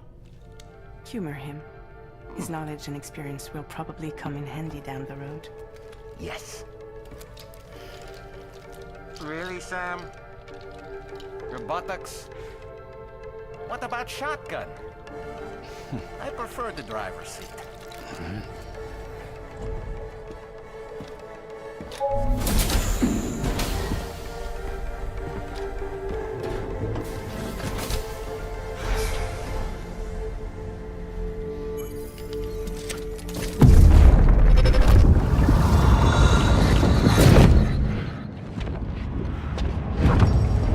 Think you have a choice?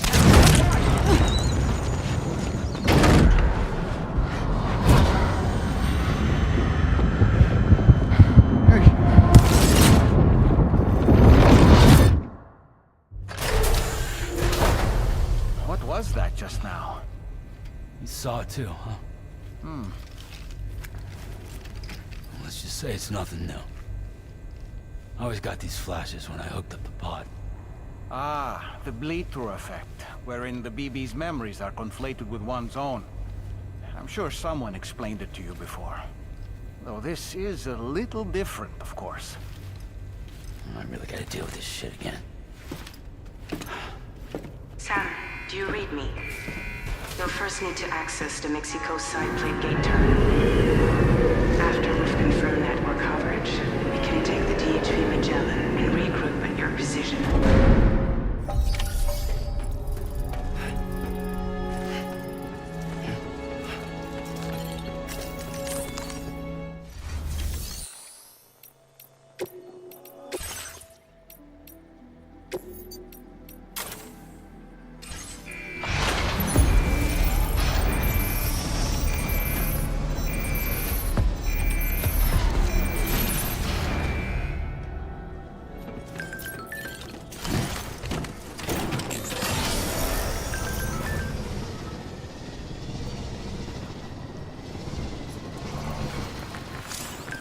Var mıymış burada?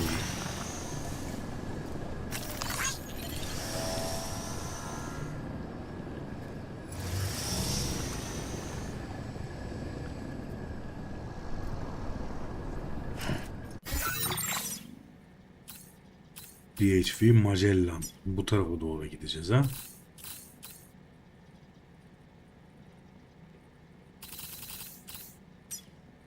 Meksika plaka geçidinin terminalleri. Haven't been outside in a long while. Let's get going. If nothing else, this journey should give you a chance to mourn.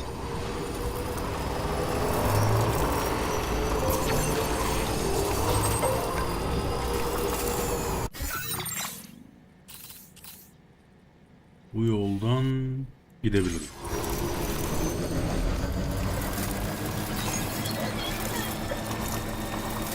You know, I meant it when I said I understand how you feel.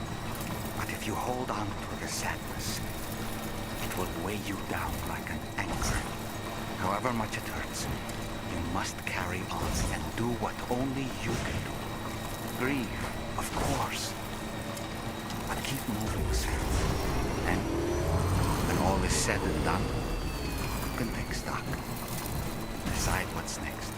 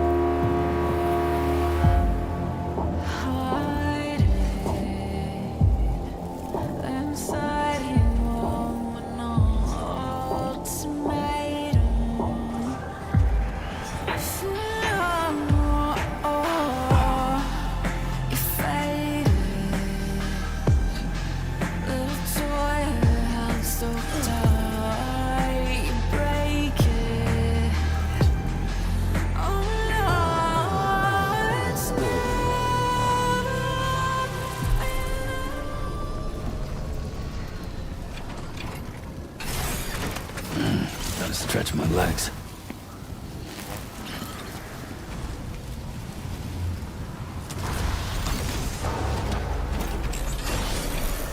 Aracı bir geri çek bakayım.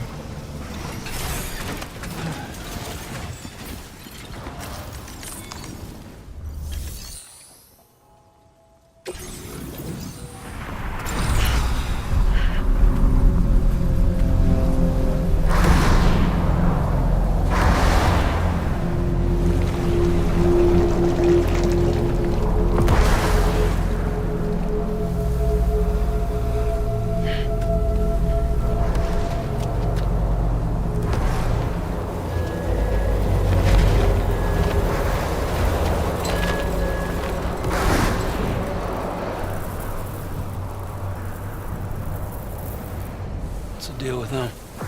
I've never seen them before. They almost look like they're on a pilgrimage.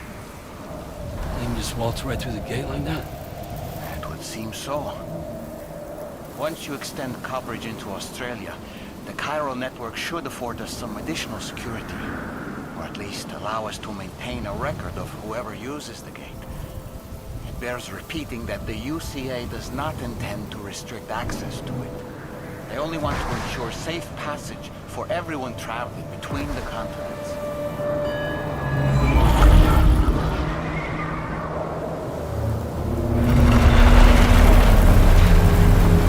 Brace yourself, Sam.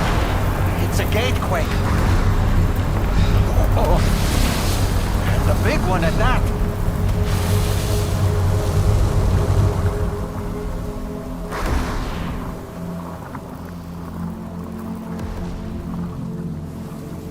Let's make our way to the plate gate. Carefully. Abi kim ne derse desin, Kojima'nın sadece yazarlık yapması lazım. Oyun değil. Ya bu adam film, dizi sektörüne girmesi lazım ya.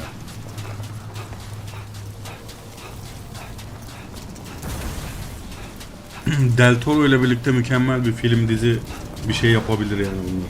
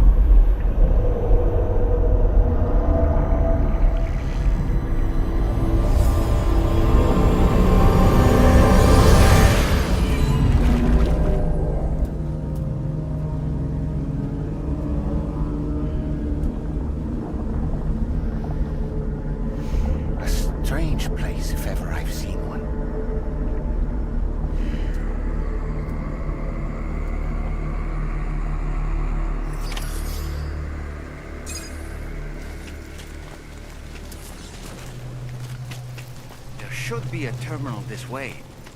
Let's keep moving.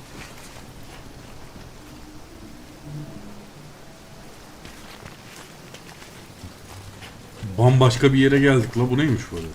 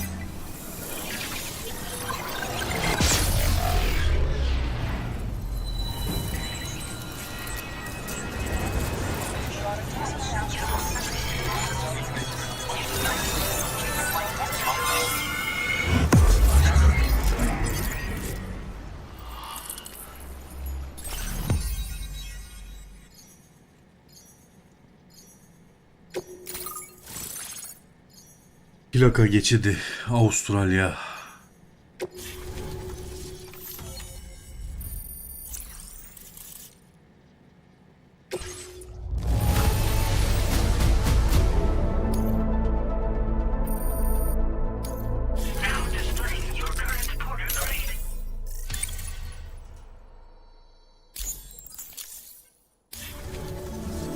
Thanks again, Sam. The chiral network connection to Australia is holding steady. And you'll be happy to hear we made it here in one piece. Just to let you know, when you come back to the DHV Magellan,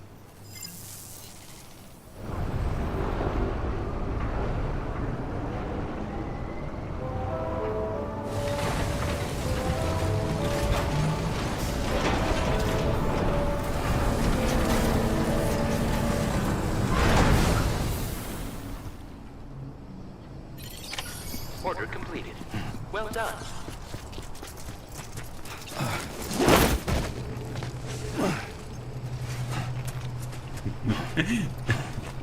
Bunu yapmaktan hiçbir zaman sıkılmayacağım ya.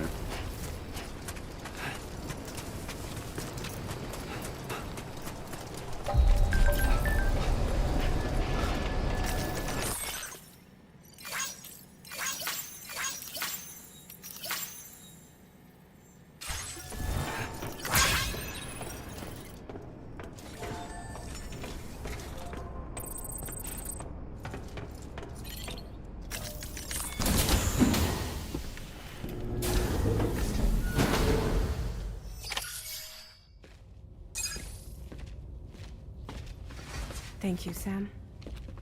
I'd like you to meet someone.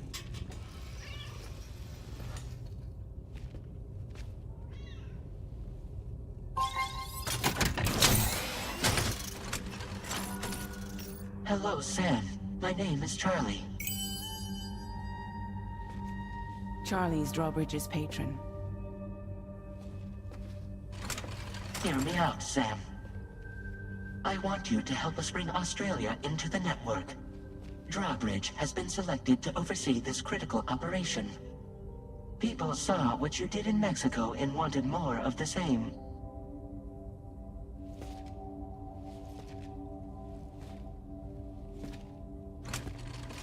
What are you trying to pull? There are reasons why I can't tell you who I am, Sam. But to be clear, I'm not APAS, nor am I your enemy. What, you think I'm just gonna trust the words of some faceless mannequin? I need you to trust me. I'm the one paying for the ship and this whole operation at considerable personal risk. Nah, I want to see a face, or no deal. A face, very well. Since you won't take it from me, maybe it should come from someone you know. How's this? Pick one of your old comrades and I'll speak to you with their voice. Who would you like? Who would you trust? Bir önemi var mı burada kimi seçtiğimizin, yoksa kimi sevdiysek onu mu seçiyoruz?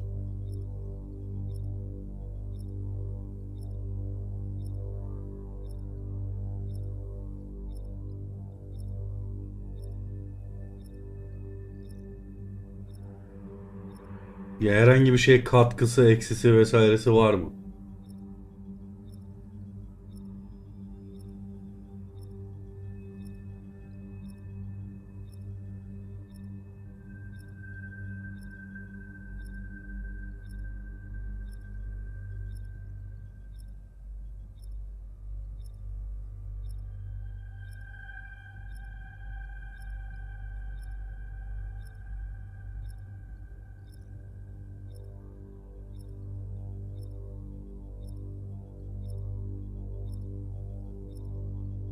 Neyse, ben sevdiğim kişiyi seçeyim yani. Call me dead man. I'm well acquainted with the dead.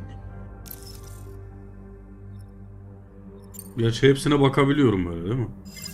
Hatırlamadıklarım da var. Hartman kimdi ya? Sam, it's Hartman. Hartman buydu. Die Hartman'ı hatırlıyorum zaten. Lockne kimdi? It's been a while. Lockne de buydu. Not really. Mulligan, Lock, no. We're the same.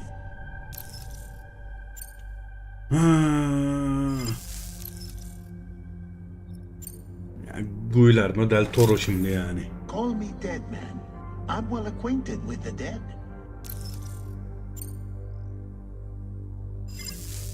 Last I heard, he took a one-way trip to the beach. Seems a little soon, don't you think?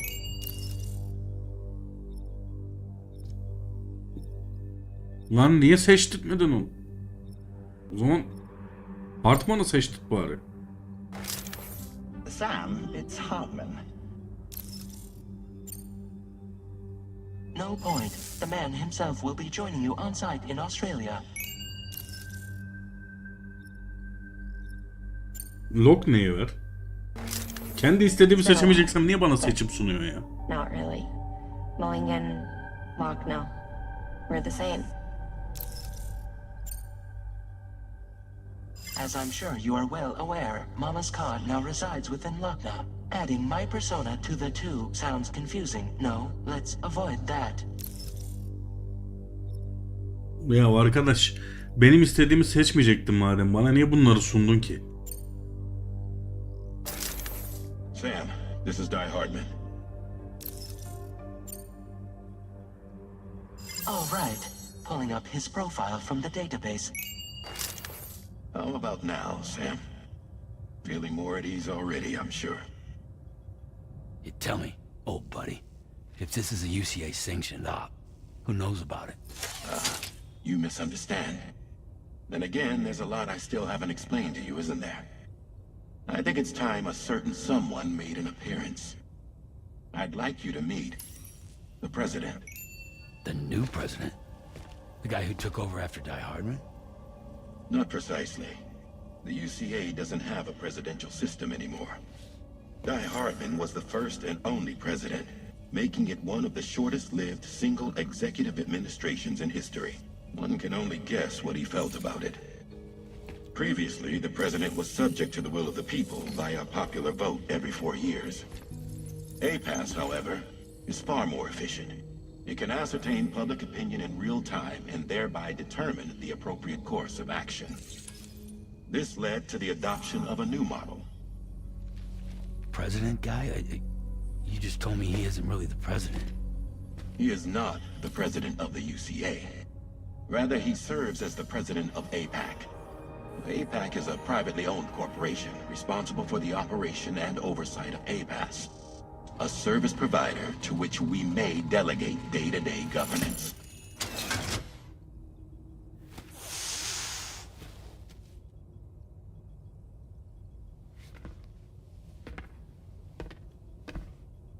Your performance in Mexico was exemplary. We cannot thank you enough. Well done. Truly. I firmly believe that the only ones capable of expanding the network into Australia are those who helped establish it here at home. That means you, Sam. And you too, Fragile. APAS has determined that you have the highest probability of success in this endeavor. APAS and the chiral network are all built on UCA tech. If you expand their reach beyond our borders, then you're expanding their influence as well, aren't you? A valid concern. But it wasn't the UCA that made the final decision. It was APAC, a private corporation. The UCA has no involvement whatsoever in this matter. Sam, it may interest you to know that linking up Australia will also serve a greater goal. You see, the plate gate that connects North America and Australia only matured after you united America with the chiral network. On that basis, we believe that a new gate will manifest somewhere within Australia once full chiral connectivity is achieved. At that time, APAS should have sufficient data to calculate the location of other points of connection between continents. With this information, APAS can then proceed to extrapolate the positions of these landmasses. In other words, this mission is not just about linking up a single continent. By connecting Australia, we will be one step closer to reclaiming a pre-Death Stranding world where everyone is part of a greater whole. I hope my answer alleviates your concern somewhat. Guess so. Tell me, though. Who's Charlie to you? He may speak for me as necessary to ensure the operation proceeds according to plan. Our corporation, however, will calculate what factors are essential for your success and will provide you with direct support. Welcome aboard, Sam. Charlie, we'll take it from here.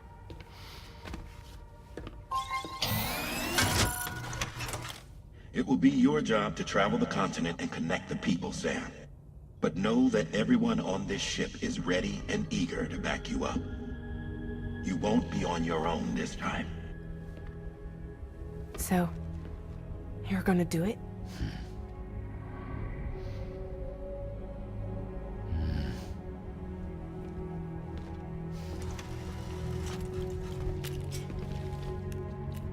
Did it before. Seems like the only thing I'm good at.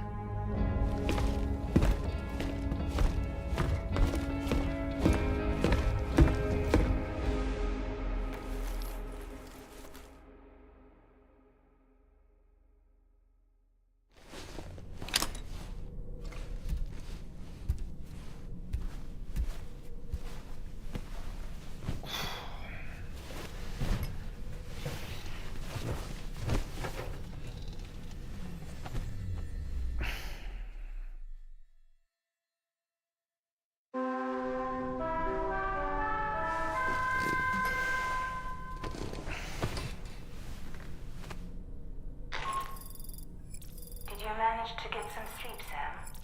I'd like to take a moment to go over the details of the request that Drawbridge has agreed to handle. Access the DHV Magellan's delivery terminal when you're ready to proceed. Looks like you've been supplied with a Drawbridge crew head. Try it on for size. I have a feeling it'll suit your style.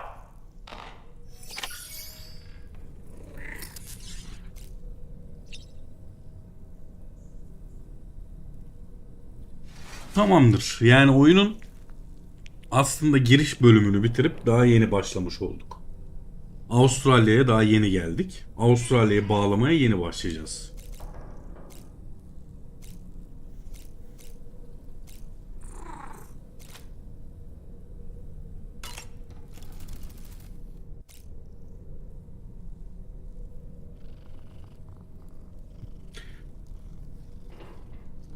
Tamam. Evet arkadaşlar, dediğim gibi bu oyunun zaten çok fazla izlenmeyeceğini biliyorum. Çok fazla talebi arzı olduğunu zannetmiyorum. Çünkü bu birazcık kendi deneyimlemeniz gereken oyunlardan birisi. Oyunun kötü olduğundan değil, deneyimi kendiniz yaşamanız lazım. Benim oynayış biçimim farklı, sizin oynayış biçiminiz farklı. Ben ıvır zıvır kargoları alıp da teslim ederim yani, ben sıkılmam. 1500 saat Euro Truck oynamış adamım ben. Ama siz mesela ana hikayeden komple rush atan oyuncu türünde olabilirsiniz.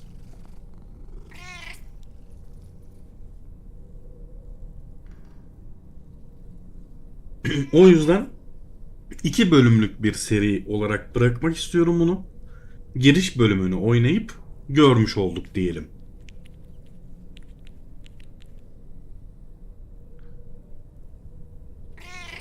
En nihayetinde ön inceleme ilk bakış adı altında bakarsak bu olaya, ilk oyunda gördüklerimizin aynı şekilde ilerlemesini hissediyorum. Yine kargo simülatörü olmaya devam. Hikaye tabii ki de farklı. Daha kapsamlı bir hikaye var. Bire göre daha iyi bir hikayesi var. Gördüğüm kadarıyla. Biraz daha sinematik yöne eğrilmiş. Ama biraz daha aksiyonu da var.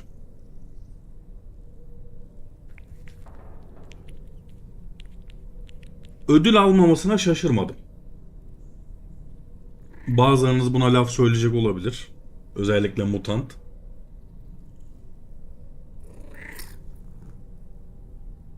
Yani ödül hak eden bir oyun değil. Ama belki en iyi müzik dalında kazanabilirdi. Ya da hikaye konusunda kazanamazdı ama ya. Expedition'ın hikayesi güzel. Oynanışını hiç sevmiyorum ama hikayesi güzel. Ama müzik konusunda bence en iyi müzik Death Stranding alabilirmiş. Ama onun dışında çok da ödül alabilecek bir şeyi maalesef ki ben göremiyorum. Ha, puan olarak yerden yere vurulur mu? Vurulmaz. 10 üzerinden 8'i hak eder yani. Kojima'nın manyak fikirleri yine bu oyunda. Gördüğünüz gibi kediyle birlikte. Yine 10 üzerinden 8'i 8.5'u hak eder. Ama öyle üzerine çok da wow Game of the Year denecek kadar da bir şey göremiyorum zaten.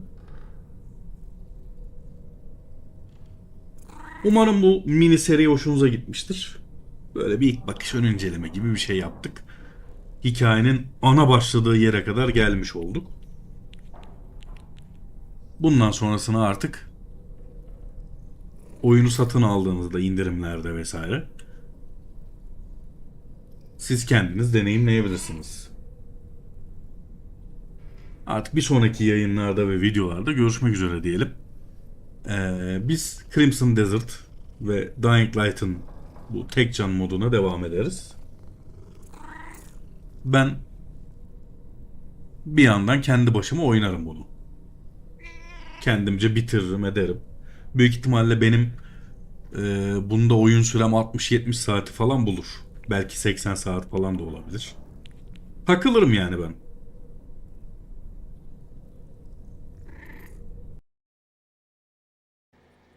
Kojima'yı severim. Kojima'nın kendi fikirleri ve hikayeleri hoşuma gidiyor. Ama dediğim gibi Kojima'nın en yakın zamanda sinema ve film sektörü yani sinema sektörüne, dizi sektörüne el atması lazım. Oyun kısmında pek kendini ortaya çıkaramıyormuş gibi hissediyorum.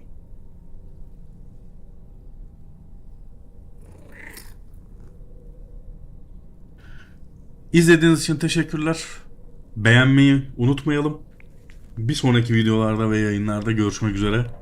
İzninizle yine ve her zamanki gibi Yoshi kaçar.